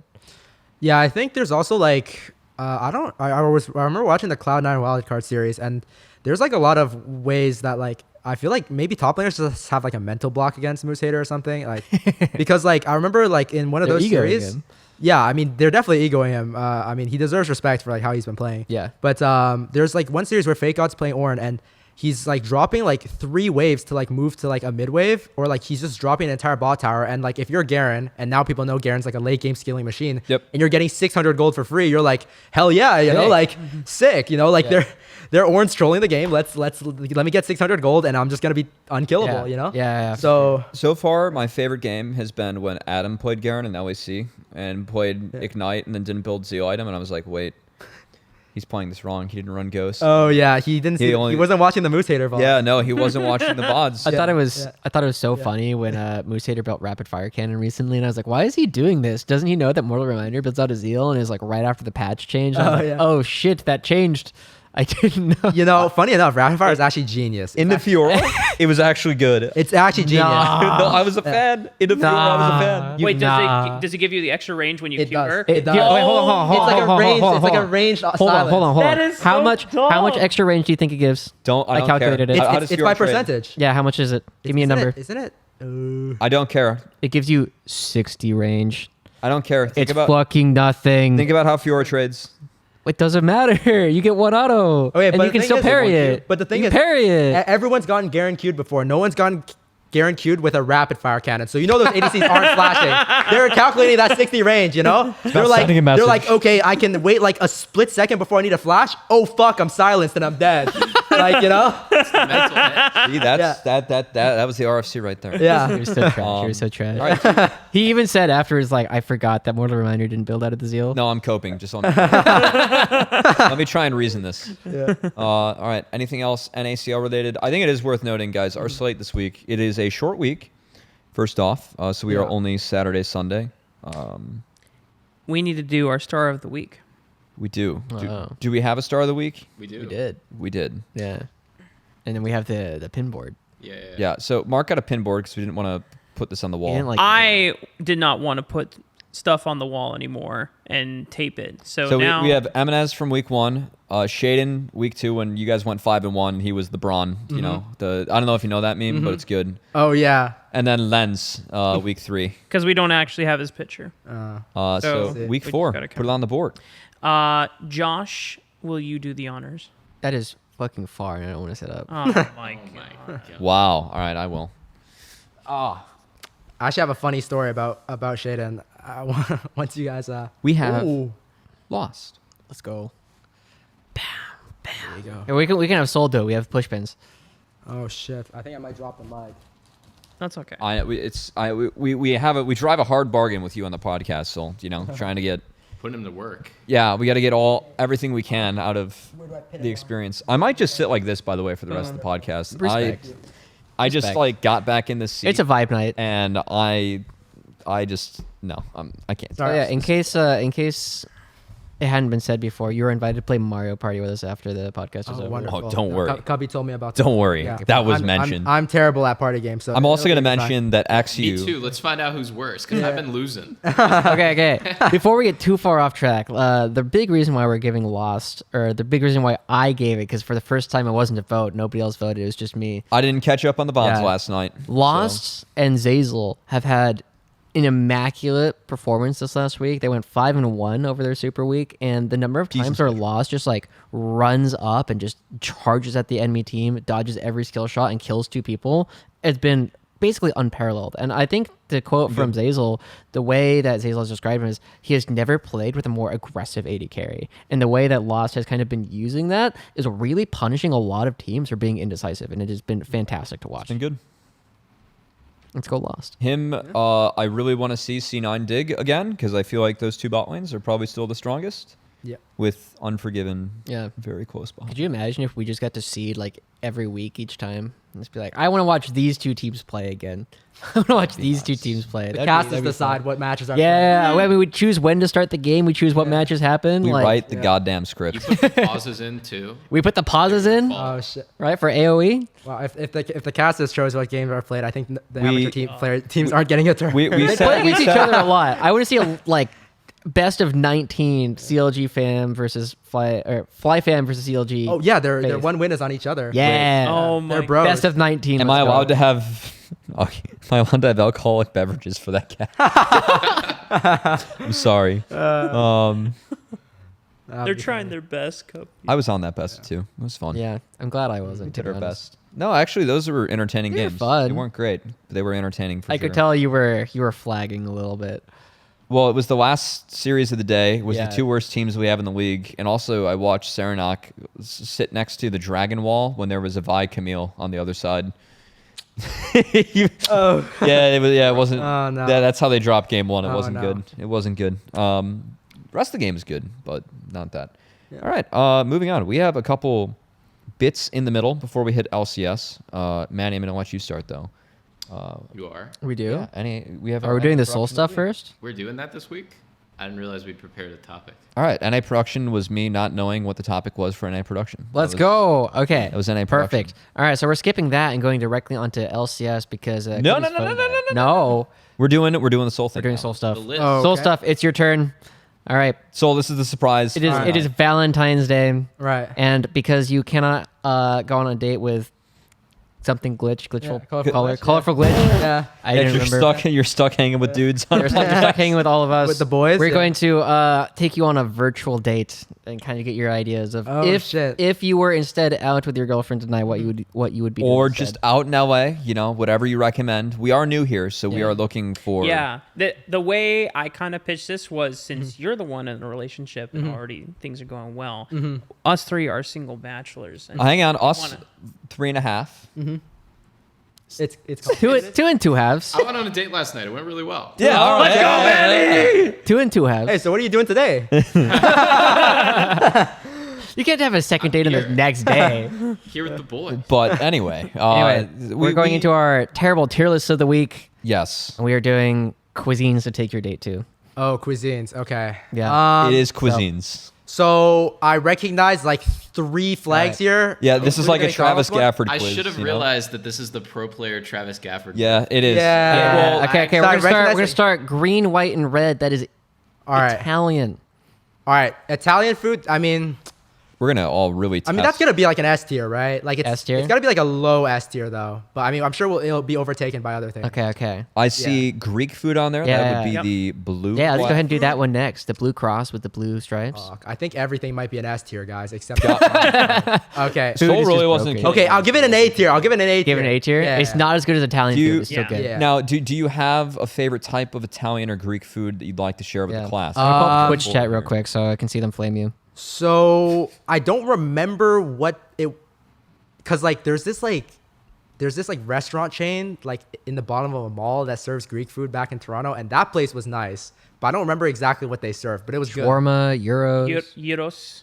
It was like the shawarma stuff, yeah. Oh yeah. Yeah. You had a euro. Yeah. Yeah, Nice, that nice, stuff nice. was good, and It's in the Italian pita- food, like lamb in the pita bread with tzatziki. yeah, that stuff was good. Oh wait. Colorful Glitch is saying she's using this for your next day, so choose okay. wisely. Oh, Okay. now hold on real quick. Have you ever had a doner or a doner? I think it's dope. Donair? Yeah.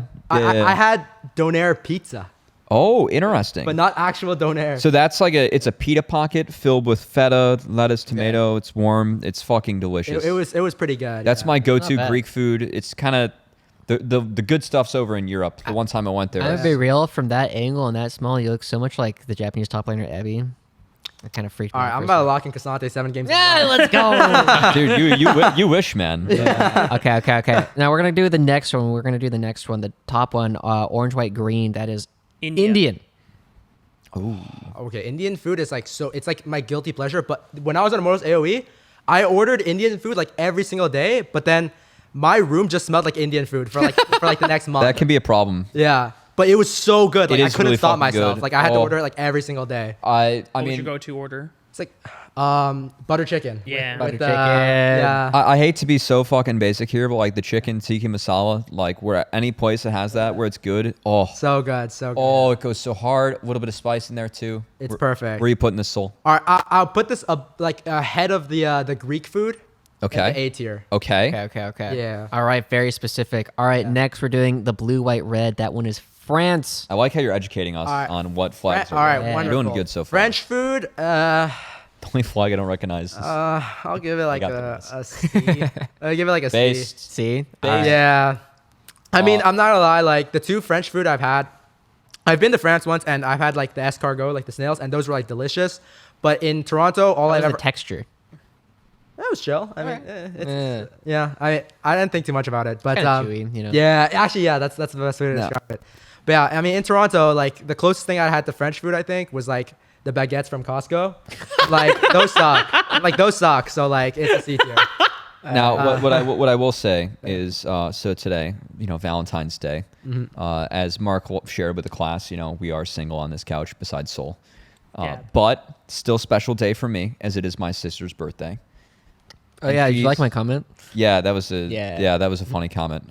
Josh commented on our post, cute couple. Me wishing my sister a happy birthday. So well played, Josh. Jeez. But Anytime. she is currently going to France to celebrate her birthday. So good for her. Ooh, So he's going to go have C tier food. Got it. Yes, the food there does suck. Best of luck. All right. I was there this summer. The baguettes in France are really good. I hear they're Those they're fun. Those high, fun. they're a different tier entirely, but Yeah. Sure. Yeah, I'm sure they. Those are like all right. definitely. Now, so I think you can get the next one. Red dot. I don't remember what Yeah. country that is. Looks a bit familiar. I'm not from there though. It's Japanese Japan, flag. yeah. All right, wonderful. I would put this.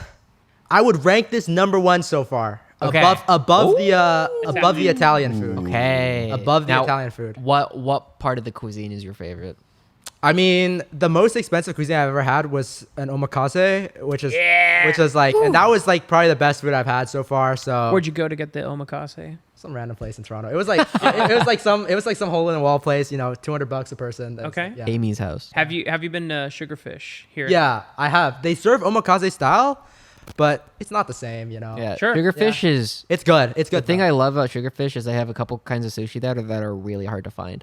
Oh yeah. Right, like anago, it's like sea eel. It's so good. It's like fattier than like river eel that you normally get. Yeah. So Some of my favorites. I'm allergic to shellfish, Yeah. and that does hurt with sushi. That's definitely a limiting factor there. That's tough, as you Yeah. might That say. is. Yeah. That is a bit. I'll tough. be honest, Mark. I hear you quote Cubby saying that more than I think I hear him say it. At this That's point. because I've overridden it at this point. Well, And It's I your think I've- line now. You know Yeah, why? It's things have been good here so far. That's Nice, why. that's we'll, good. we'll leave it on a wholesome note. All right, Fuck you guys. next love one. to We hear got China. All right, coming up. Chinese, my hometown food. Gotta put it in the S. Probably not as good as Italian food though.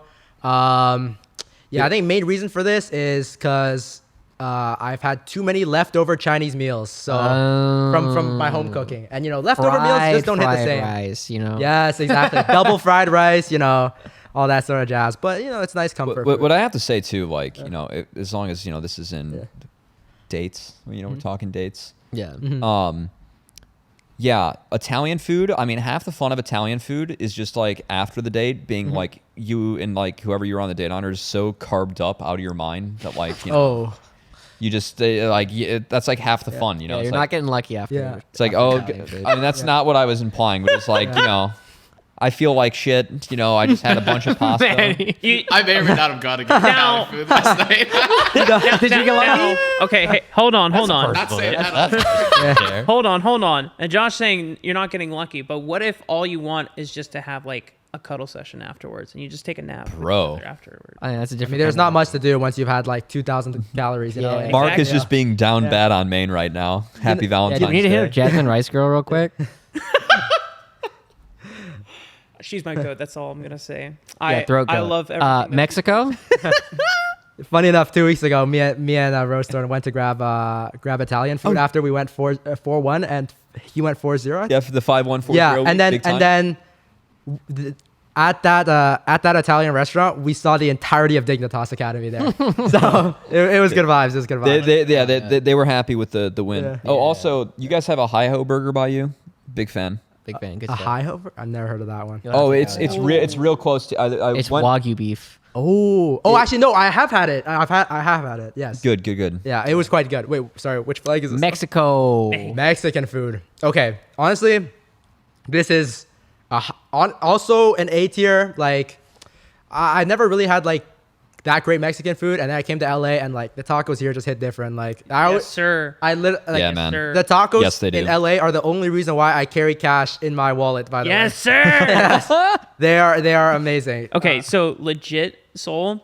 Anytime you come over here again, Yeah. we have a Pavilions, which is just like a local grocery store, like 5-minute walk. And out there every night, starting from like 4 or 5 p.m. until like I want to say 10 9, p.m. yeah. Until 9 or 10. There's like a street taco truck that sets up, and they Good. just set up like a cart, and they have tacos al pastor, tacos de carne, de lomo, like everything legit, and they just grill it fresh there. And it's $2 per taco. Yes. I think that was. stand yeah. by my house is like it's $150. It's $150 a taco. It's the best tacos I ever had. I just hope you guys appreciate what I'm giving up to produce this podcast.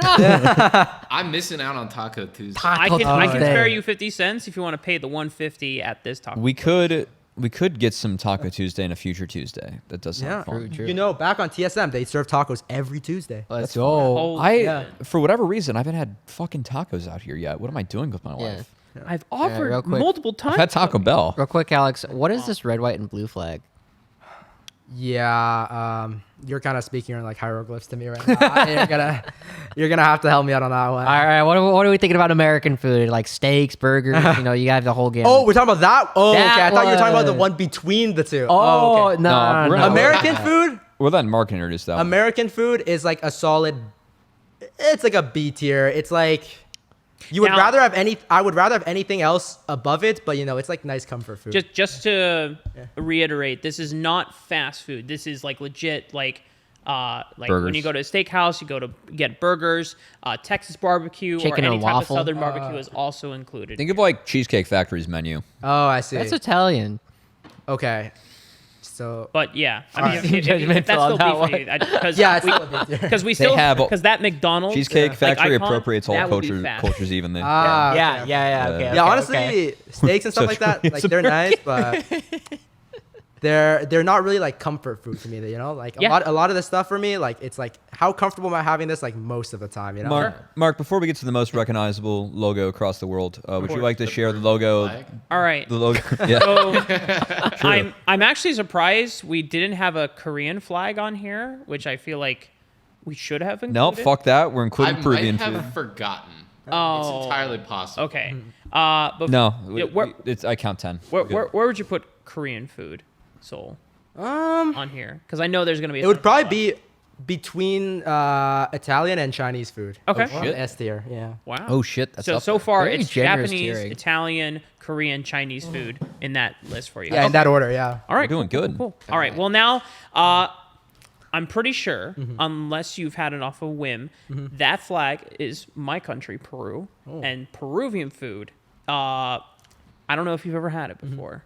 Could you describe some dishes? Sure. Yeah. Maybe, So the cool thing about Peruvian food is modern Peruvian cuisine Definitely gonna is cry. actually a fusion with a lot of This is actually Mark's Asian next culture podcast. foods Yeah. because as Asian Transitioning immigrants were from going raising east an A to way a around west, a cooking lot of them Peruvian with obviously Mark. ended up in like the United States, California area, Yeah. Seattle area, some in Vancouver, but everyone that like ended up south of the equator, Peru is the country in South America that's most west. Yeah. You know where of Machu the Picchu continent. is? I have a friend. He's Chinese, but he's Peruvian as well. So Oh, yeah. Peruvian What do China. you know about And there you Incan go. culture? Yeah. So Peru actually has the largest Chinatown in all of Yeah. South America. Oh, that's So cool. there's You have like a anything with huge llama fur? Asian like population over there. A lot of Chinese immigrants, Japanese, Korean, and then a bunch of other Southeast Asian cultures mixed in there. So like a modern Peruvian cooking is like a mix of Peruvian ingredients, which is like potatoes and a special type of Peruvian chilies,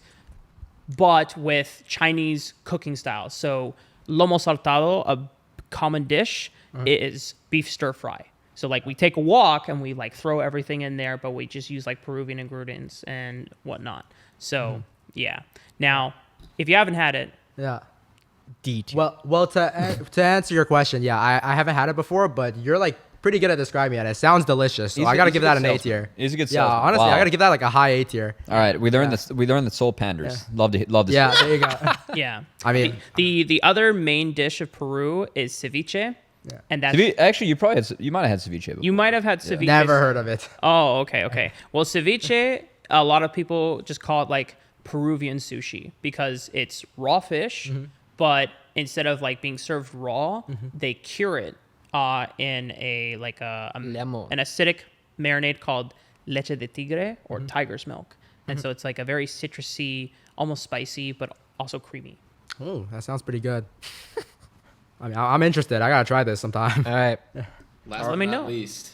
Fast food? Give Fast that a food. solid B, right behind American food, right there. So better than French. However, Fucking Yeah. French. this is in the That context seems of date, accurate. Yeah. so I feel like that might lower it.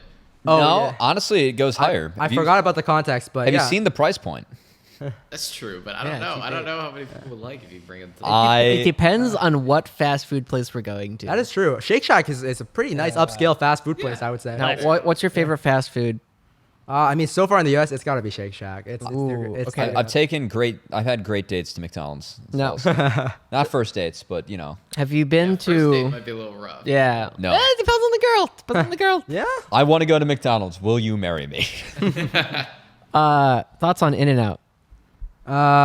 It's okay. I mean, Okay. it's Based. It's Based. overhyped. yeah, it's like slightly better McDonald's in my opinion. Yeah. Overhyped. Really? Okay. Yeah. I mean, okay, I okay. feel like everything pales in comparison to Shake Shack. In my opinion. Now the other Shake one. Shack is good. Other one. Raising Cane's. Oh, is that like the is that Chicken. like- oh, that's chicken. It's I don't think I've had it. only chicken fingers and chicken Yeah. tenders. Fun fact: you can't spell Raising Cane's without raising an A. True. Would strongly recommend you try There you out go. Raising Cane's at some point. And They have good the- chicken. The big thing is they serve chicken, but they are a sauce company. Oh, that's pretty Right. sick. Yeah, like it's kind of like a Thousand Island sauce almost, and it is some of the most delicious dipping sauce to put your chicken in. Also, the tech, you gotta treat the coleslaw like you do with girls. You drop them faster so you can get more bread. God, Sorry, colorful glitch. we're gonna get canceled. Hey, we're all single except for him. Well, I will think- say I on think- the I topic think we of just fast learned food, why. I will say Jack in the Box sucked. I tried Jack in the Box. Jack in the it was Jack in the Box. terrible. Jack in the Box is terrible. Oh, Yeah. Sonic is F tier. Yeah, it was Jack in the Box sucked. So yeah. I can't believe we just said that. Sorry, colorful glitch. It's not you, Angie. Are you a fan of Jack in the Box? Oh no. Oh, I hate Jack in the Box. I'm just still Oh, shell shocked from Josh. Oh, right, About the coleslaw. Oh my god. All right. what you LCS. come here for. Or no. We There's a have second more. part to We have more. Yeah. So Seoul, food, big part of Oh, it's dates, top of right? the tier list now, isn't it? Oh no. No, Okay. we only do terrible tier lists. Oh, okay. It's a big part of dates, but also what you do on the date is a big part of dates. So we have some activities that we're going to run by you. Okay, sure. That we'd like your thoughts on, especially being new to LA. We're gonna go down the line. First up is Rafa. Yes, Santa Monica Pier. Everyone is kind of near it. Now, would you want to go here? Wait, how are we? before Are we just or like after, trying to like do like, sales dinner? pitches? Well, you guys, I have no idea. You guys came up with this segment. It wasn't me. No, so the idea with this segment was after we did the cuisine where do you tier take list. colorful glitch after you go to? So, Yeah. No, hold on. We're gonna give you options. You have to pick one okay. of our Yeah. options. Oh, okay, it's one of the options. So Santa Monica Pier. Mark has two. Okay. So Mark, you have this one, and then what? No, he only sent me one. All right. Oh wait, you didn't get the other one? No. He Oh, only sent this one. What's the second one? It's too late. It's too late. There's no photo. Oh well, okay. Just verbal. Yeah. Verbal memes. Hotel room. You thought mine was bad? Oh my. All right. Well, this got off the rails. Moving on. Josh. Okay, I have two that I put up. First one, Knott's Berry Farm. That's a theme park there on the left. It's like a western. This is theme. after a date. Or like- Before It or could be, after? yeah, it's part of the Just, date. part You of can the go date. before, you Okay, can go okay. after. Right? It's Okay. got a theme park. It is like a quarter the price of Disneyland to go. It's got like 6 roller coasters, and you can go through. And they have some of the best scones there that you will ever have. Oh, interesting. The other option that you have, Hell of a sales pitch. yeah, the other option that you have here is this is Big Bear ski resort. It's about 2 hours, maybe 3 hours east of LA. Palm It takes Springs. you up into like Palm Springs area. You go up into the mountains, and it is some of the best skiing within about 6 hours of here. Oh, that's pretty sick. So You you wanna go know- out there, you get some These two snowboarding. places are 2 hours away from each other. They are now you can't do both. You have to pick one of them. Yeah. Okay. Now Matt still has some options. All right. I do, but mine are pretty basic. Can I interest you in any sports ball? Oh, we gotta pass on both of these. I think. All right. Wow, we just gave me 2 dead options there. Well, actually, it's no longer the Staples Center. It's the Crypto.com Arena. Now, for how long? I see. We'll see, depending on how. Fuck that. It's a Staples Center to me. I think we're getting a little too ahead of ourselves. I do in fact play video games for a living, so There we go. Okay. See, I talk over video games for a living, and I was mad that the refs blue balled me for the next 30 weeks because the Super Bowl ending was terrible. you It know was bad. our manager for our academy team is like the biggest Eagles fan, and he showed up so upset. I've never seen him this devastated. We went 0-4 and he didn't give half a shit compared to that. Hey. Production manager at LCS, Daniel, he took the day off after This day of mourning. is so funny. I will say, back in my old startup job, so the one day I showed up to work hungover to the point where I couldn't function to my maximum degree, and we're gonna say that the point of this was I had to go to the local coffee shop to just go chill out of the office for a little bit. It was not good. It was after the Bears lost in the 2018 NFC divisional round because the kicker had a kick to win, and it hit 2 parts of the field goal post, and it was called the double doink. Oh no. And our kickers sucked the whole year. We had a great team, and I finished a whole bottle of wine after the Bears lost, and was just fucking depressed. And it lives rent free in his head to this Yeah. And that was the one and only time I will ever be hungover on the job, because that was the worst day of my life. So, not a sports ball fan. Yeah. All right. Well, that's fine. All right. Maybe some concerts. What if there was a concert there? Any artists you're a fan of?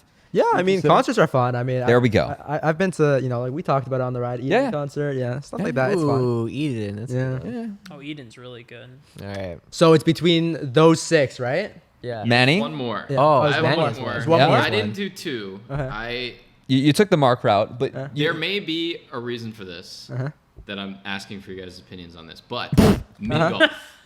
oh yes, Oh. yes. This is the best one. Big mini golf guy. Yes. I think it's good. We're Mini going golf? on a second date. I'm thinking mini golf. Oh, Manny. Okay. Oh I'm in. No, I mean, Alright. no, mini golf is great. I mean, I've been there before, but it's it's definitely a staple. I mean, it's basically like movies, but just better because you're interacting with each other and you're having a good time and it's just. I mean, overall, you can also interact with each other at a hotel room. Okay, Mark. Right, okay, Mark. We are Right. just. Yeah, Mark, we're just going there to We're cuddle full sending though. it, aren't we? you know. Mark is. We're just going there to cuddle. Hey, Yeah. Jasmine Rice girl, Yeah. you can keep your clothes on. Yeah. Mark is down horrendous. Rafa the HR. I mean, look at his red pants. This guy cast for the LCS. Someone, quick, Let's cancel this guy. Quick, Your his favorite Twitter, pro players, he represents them. Quick, his Twitter DMs are open. Oh Jesus!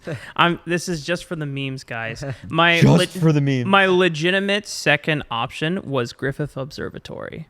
So you know what? Yeah. That was on the podcast previously. You wanted to go up there with the dudes. Would be a good place Yeah, to go. we up there said with the we need ladies. to have some more genders represented.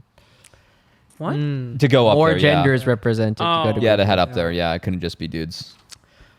That said, I did go there with my brother. I mean, it's nice though. Brothers visiting. Yeah, It's a cool it's good. spot to go. Yeah.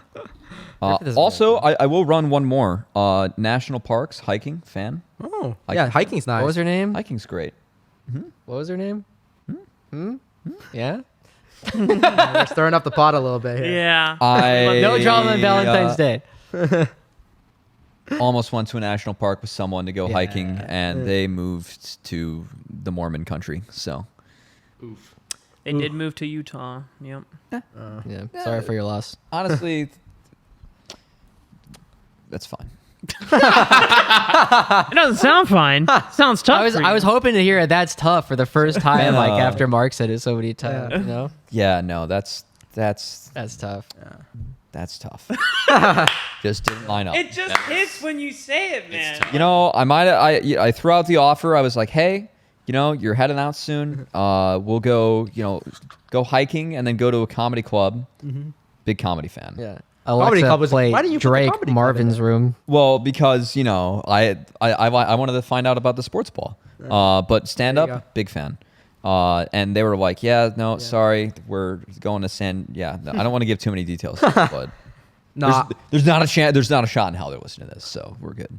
honestly, the stand-up one is something I haven't done. I might have to like take that stand-up's one up. great. I mean, yeah, because either the show is great, or if it's not great, you make fun of the show. Yes. because it's terrible. Yes. There you go. It's just a good vibe. Like I mean, like the place where I went to too, like last show I went to, I was in New York. Yeah. And there was a drop in, and it legitimately was like my favorite comedian just fucking dropped in. Like there was a set list, and it was me and my sister. And I like looked at my sister and I was like, Grace, that's Shane Gillis. He's my favorite comedian right now. And he just showed the fuck up. And she's like, who's this guy? And my sister, like, she works for CBS Evening News. So this guy was joking about like ISIS and Navy SEALs, which isn't, you would figure that someone working for CBS Evening News, like, she's not on the military correspondence team, maybe it's like not up their alley. Yeah. That was the hardest she laughed all night with Shane Gillis. Like, he's that fucking funny. News people, I went to school with a bunch of people that went into broadcast news. Those guys have the most like unhinged sense of humor ever, and you never imagine it because they go on TV and they're like super buttoned up. Yep. Like, That's me. Wait, that's what people envision you guys as. I mean, you guys cast League of Legends, and then behind the scenes in these podcasts, there's a lot of stories to be told. That's true. Casting League of Legends is a deeply serious profession. Yes, exactly. There you go.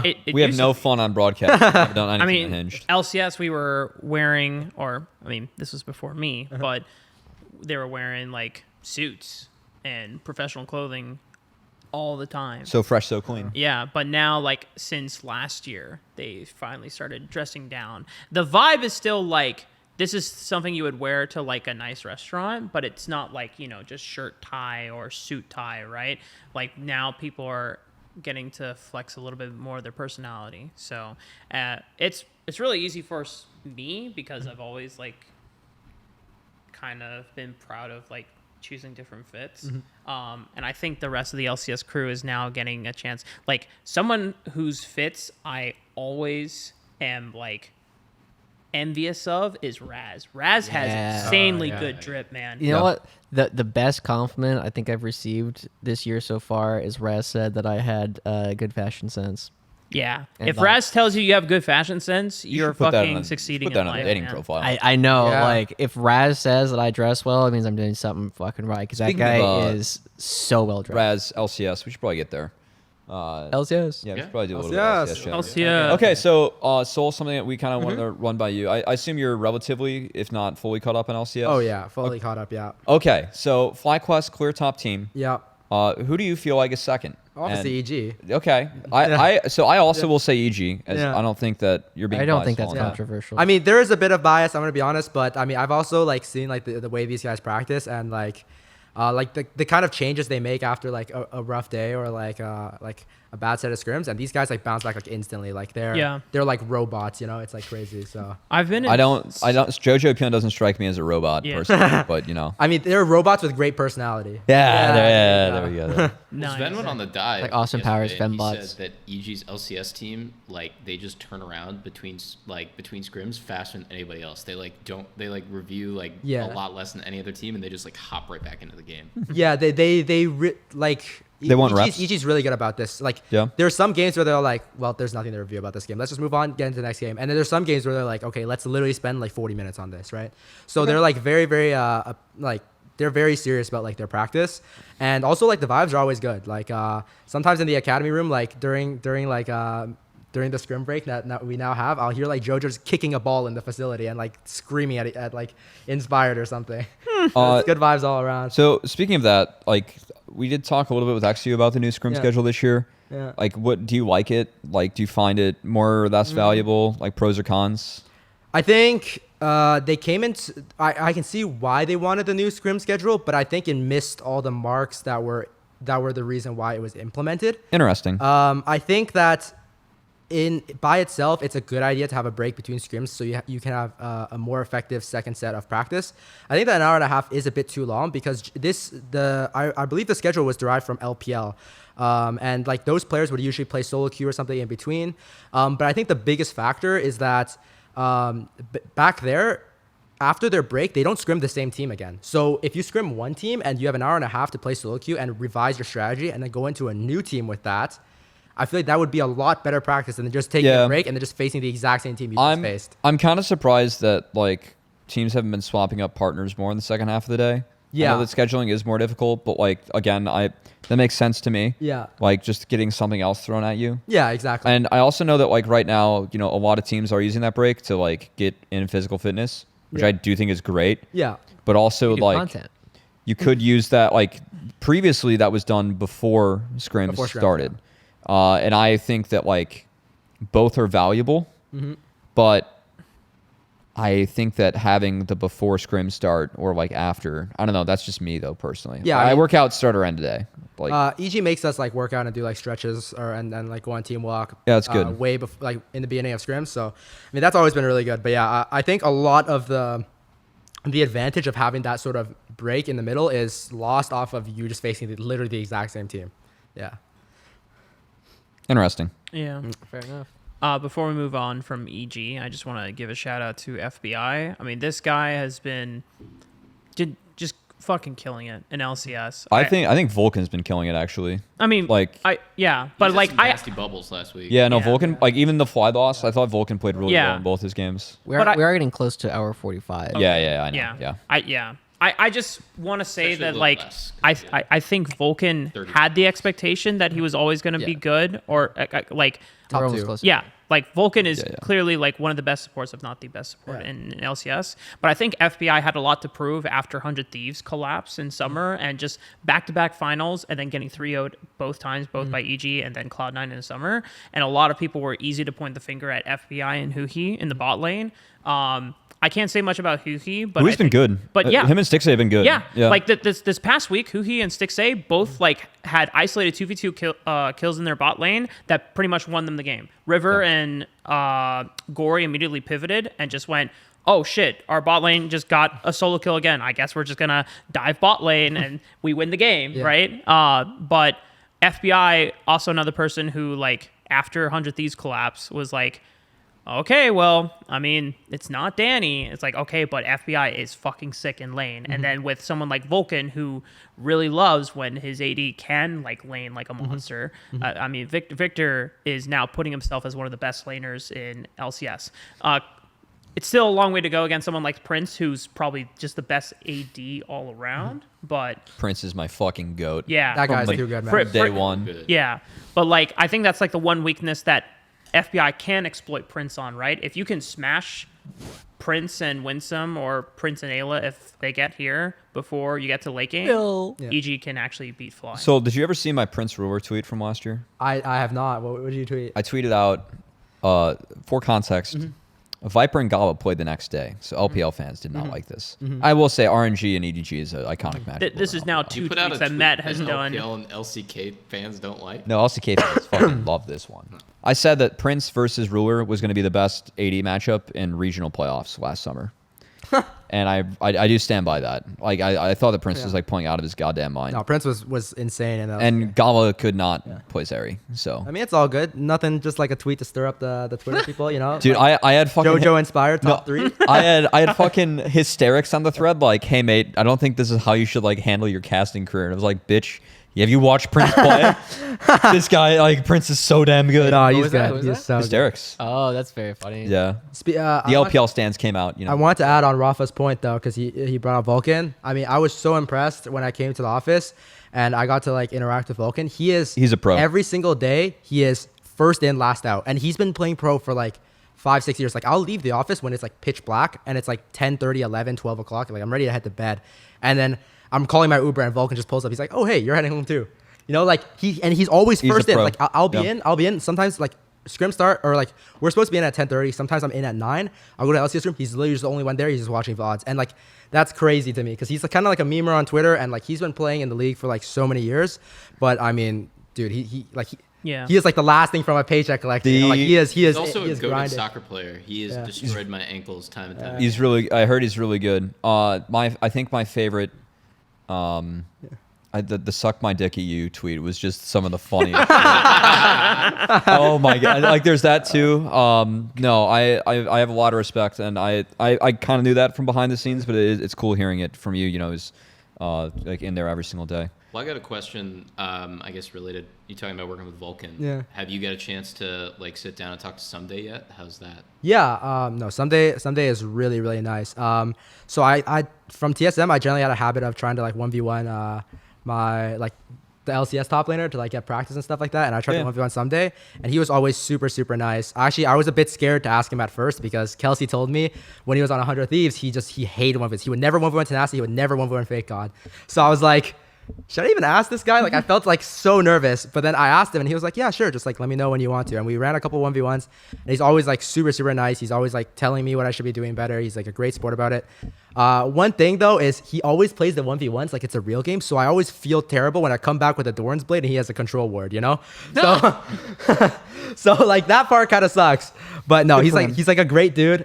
Plays extremely well, and I mean, there's so much. He's to learn. really good. And the biggest thing is like he is super, super humble and like open, always open to like helping me out. So yeah, I mean, I've gotten super lucky in both TSM and That's and cool. EG. What's your win rate?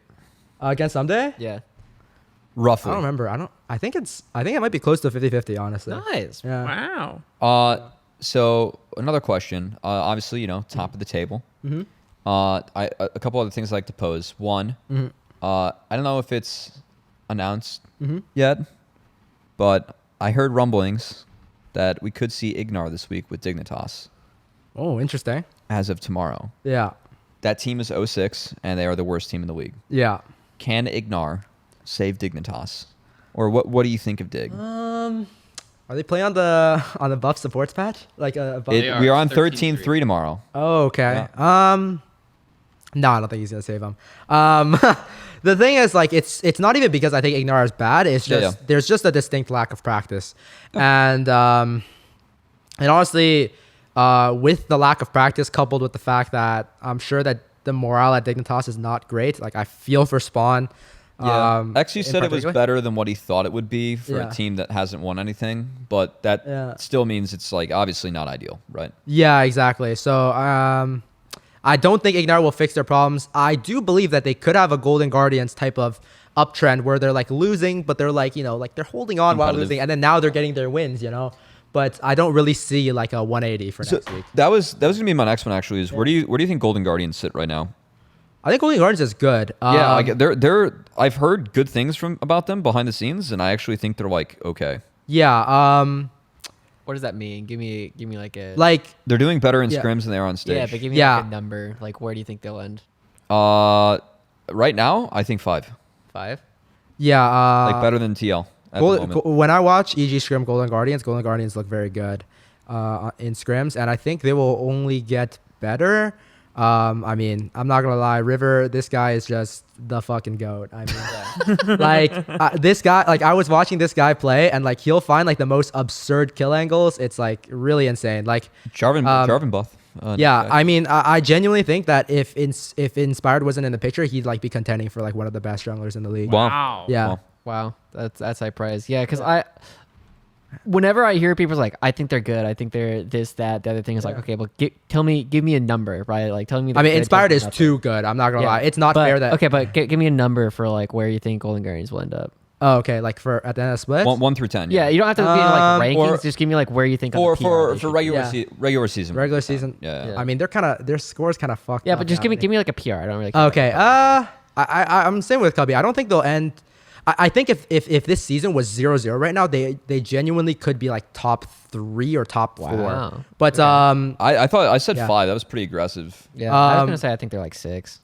but like given their current standings, I think it's like probably 5th or 6th at best. Yeah. Wow. Yeah. Yeah. Yeah. Okay. I mean, I think then we're much closer aligned, right? Because you guys are like, oh, they're so good. I'm just like, I mean, they're middle of the pack. They're still. good now. Like, They're good now, but it's kind of late. We're kind of already Yeah. into the season. Relative to the start. They're Yeah. not Fair. so good, but Yeah. they exceeded my expectations because I actually expected Immortals to be about this. I thought that I had IMT. I think it's 7. I don't remember. I mean, do you still have No, the, I had him the 8. tier list, I had him 8. Manny? Rankings, actually. But from our beginning of this. yeah, because GG for me, I had him at 9, and Yeah. that was wrong. Because in my head, I remember thinking that Immortals were going to be pretty bad. By the way, Yeah. I got Dig exactly right. Maybe not exactly right. You're the I was closest. closest. Damn, you guys all put TSM at 10th. That was a very common opinion. Like almost everyone. Like I even, was like, wrong the about LCS TSM Lounge. too. So Yeah. TSM for me is an interesting team because I feel like they play a little bit differently in the sense that Boogie is a crackhead. Yeah. Maple's mid game is really good. And Yeah. Maple's been a really solid player for them, and they are just running solo on tanks. Yeah, I mean, I actually think Maple Boogie is probably one of I'd say like top 4 mid jungles. Maple's been good this split. Yeah, no, they've been really good, and I think the main reason why people were rating them so low is people just weren't sure how good Boogie was because he did play in LAN beforehand, but And he played in Japan Yeah. before that too. Yeah, exactly. He was like, he was okay. Neo and Chime I think were much better than what a lot of people expected to. yeah, That- Chime that's had the big a one, lot of yeah. pop-up performances. I haven't been keeping with Neo. too Chime has much, been but- playing super well, actually. Yeah. There's a couple lanes where I don't think he's played the strongest, but I think that his mid game is really like makes Yep. up for Yeah. it quite a bit. The way Chime- I tweeted, it was a small tweet, but I tweeted there was a time where Chime was playing Lulu and kind of like you were talking about with the Enchanters before, or maybe it was Manny. I think Manny and I were talking about Enchanters before we the were. show started. And we were always like, yeah, there's a lot of really cool things that Enchanters do that just kind of go unnoticed. And I was watching Chime through a fight and he had like 3 polymorphs that saved his team like 2,000 damage each. Yeah, And it's just like that, like you don't notice that because the damage wasn't Yeah. done, but it's the kind of thing where it's like he was really, really good. He was holding on to it for a couple of seconds on the Lulu and just absolutely destroying. It was APO, so Immortals. Yeah, so he just like dunked on them with like 3 polymorphs in a row. yeah, Chime's I the was like, goat. wow. Did you guys see the video? It was like trending on YouTube where like Sneaky was reacting to his hawk shots. Oh yes. That one was so funny. That was so. You guys, have you seen that one? No. I did see that one. It's just like sneaky raging. It was Yeah. No. pretty funny. Sneaky was raging because I think I forgot which team they were facing, but they were at a Baron siege and Chime needed to get vision of the Nash, but instead of shooting the hawk shot at the Nash, he shot it past it because he doesn't know that when it explodes, it gives lasting vision. So Sneaky was just losing his mind. He was like, "What is this guy doing? He doesn't." He's like, he shot it to his tier 1. Like he was screaming. How it always blows my mind some of the things that pro players just like don't know about champions. That Yeah, they like play. that, It's the just hawk shot like, gave lasting vision. how do you not know? Like that's been a when it mechanic for explodes, yeah. years, like since the champion is released. Now, Yeah. here's what it is. He throws the E and he doesn't look where it goes. Yeah. That's like because otherwise how do you see it? How do you not see it? It blows up. In the Yeah, I understand. Like you wouldn't get it from your own gameplay, but surely you've watched somebody else play the champion. or, It was or so practice tooled it, you know. When Yeah, Chime so threw that hawk shot at the tier 1 turret as the enemy was hitting Baron, I think that was like the hardest time. No, laughed. Sneaky fucking lost it. It was really funny. So funny. You got to see that after. I Yeah, definitely do. we'll cue that up after. Oh, Speaking of man. which, we are. We do have something that Manny. Did you have the 500 teams? Oh, It's okay if you don't. yes. So it's not this. So I have a fun fact that I looked into this week for the podcast. And it was like we asked ourselves in the story meeting for this: Can Dignitas, if they go 0-3 this week and they start 0-9, can they make playoffs? Like, what is the historical precedent for that? The answer is no team has ever gone 0-9 through the first round robin, Yeah. except for 2016 P1. Oh, Phoenix that team won. was so Not the one in bad. 2017 where they like got a Nori and upset TSM, like the really Yeah, bad yeah, Dark yeah. Times That one. team was. Was that Dark so Meteos or? bad. I No, think it was that before That Meteos. was Dark Meteos was 2017. Yeah. Oh, okay. Yeah. Wait, so then who was on the 2016 P1 is roster? that the Ninja Phoenix? roster? Was it Phoenix? I don't think it was I Phoenix. thought it was Ninja. Ryu was on that roster, but I think that was 2017. Let's find out. Yeah. I know Arrow He's- had to be Mike. on Yeah, that Mike roster. Young. I think was also on it. I think Mike Young was also 2017. so- Oh, really? Yeah, no. Mike Young Oh, got now his he's looking fame up. to claim because he brought Phoenix One back from the brink in It was 2017. just popping off on. Yeah, and then when they went to Rift Rivals, he like shit on every EU jungler. Yeah, and he everyone actually- was like, "What the fuck?" Mike Young in that tournament was Mike unbelievable. Their Young. roster was Zig and Brandini top, Anori jungle. They rotated. Pyrian. Oh right. Pyrian. Oh, I knew it was like some Mash- bad It Korean was mid Mash laner. and Gate. Oh, Mash. And Gate was a role swap. Yeah, Yeah. he was the Tyrion- original mid No, discipline. I thought it was Brandini. Kyrian was really bad. Fuck, I thought it was Ninja. Yeah, it was just another one of those like perennially like moving Why did from we region to import this region. Korean? Yeah. Yeah. What do you mean? He started one game over Faker, or however many games it was. In Oh, like that's 2019. right. Dude, Pyrian was in right. was in Japan recently, and I was like, "Why the fuck are we importing this guy, you guys? Like, surely there's some random solo queue player that we could have gotten instead." All right. Well, with that Anyway.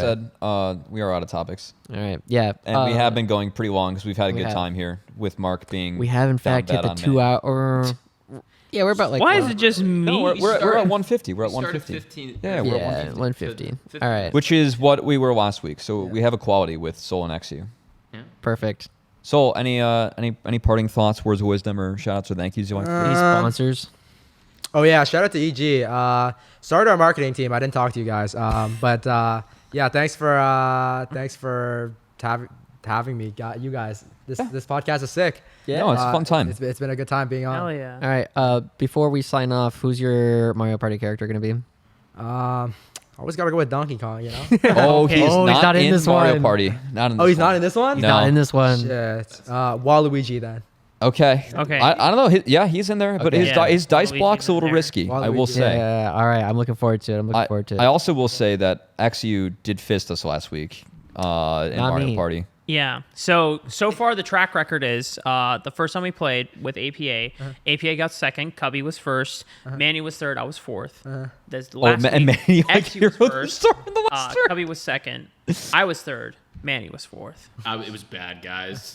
I got So what I'm hearing is that Mark and Manny are not having a great start to the season. I am. okay. I'm a Mario Okay. Party fiend. I grew up on this game, as I have explained. I'll All right. explain after. But we Perfect. should probably sign off. Any closing thoughts? Any closing thoughts? No, thanks for joining us again, Josh. Yeah, Soul. and Thanks the for other coming out guys. on short notice, by the way. And also, I'll make sure to type the right address in when I drop you off. Yeah, Manny, thank you, as Yeah. always. You're welcome. Super Oh, producer Manny will not be here next week. I Oh won't. no. But I'm not calling you redacted because you're too valuable. Thank you. Thanks.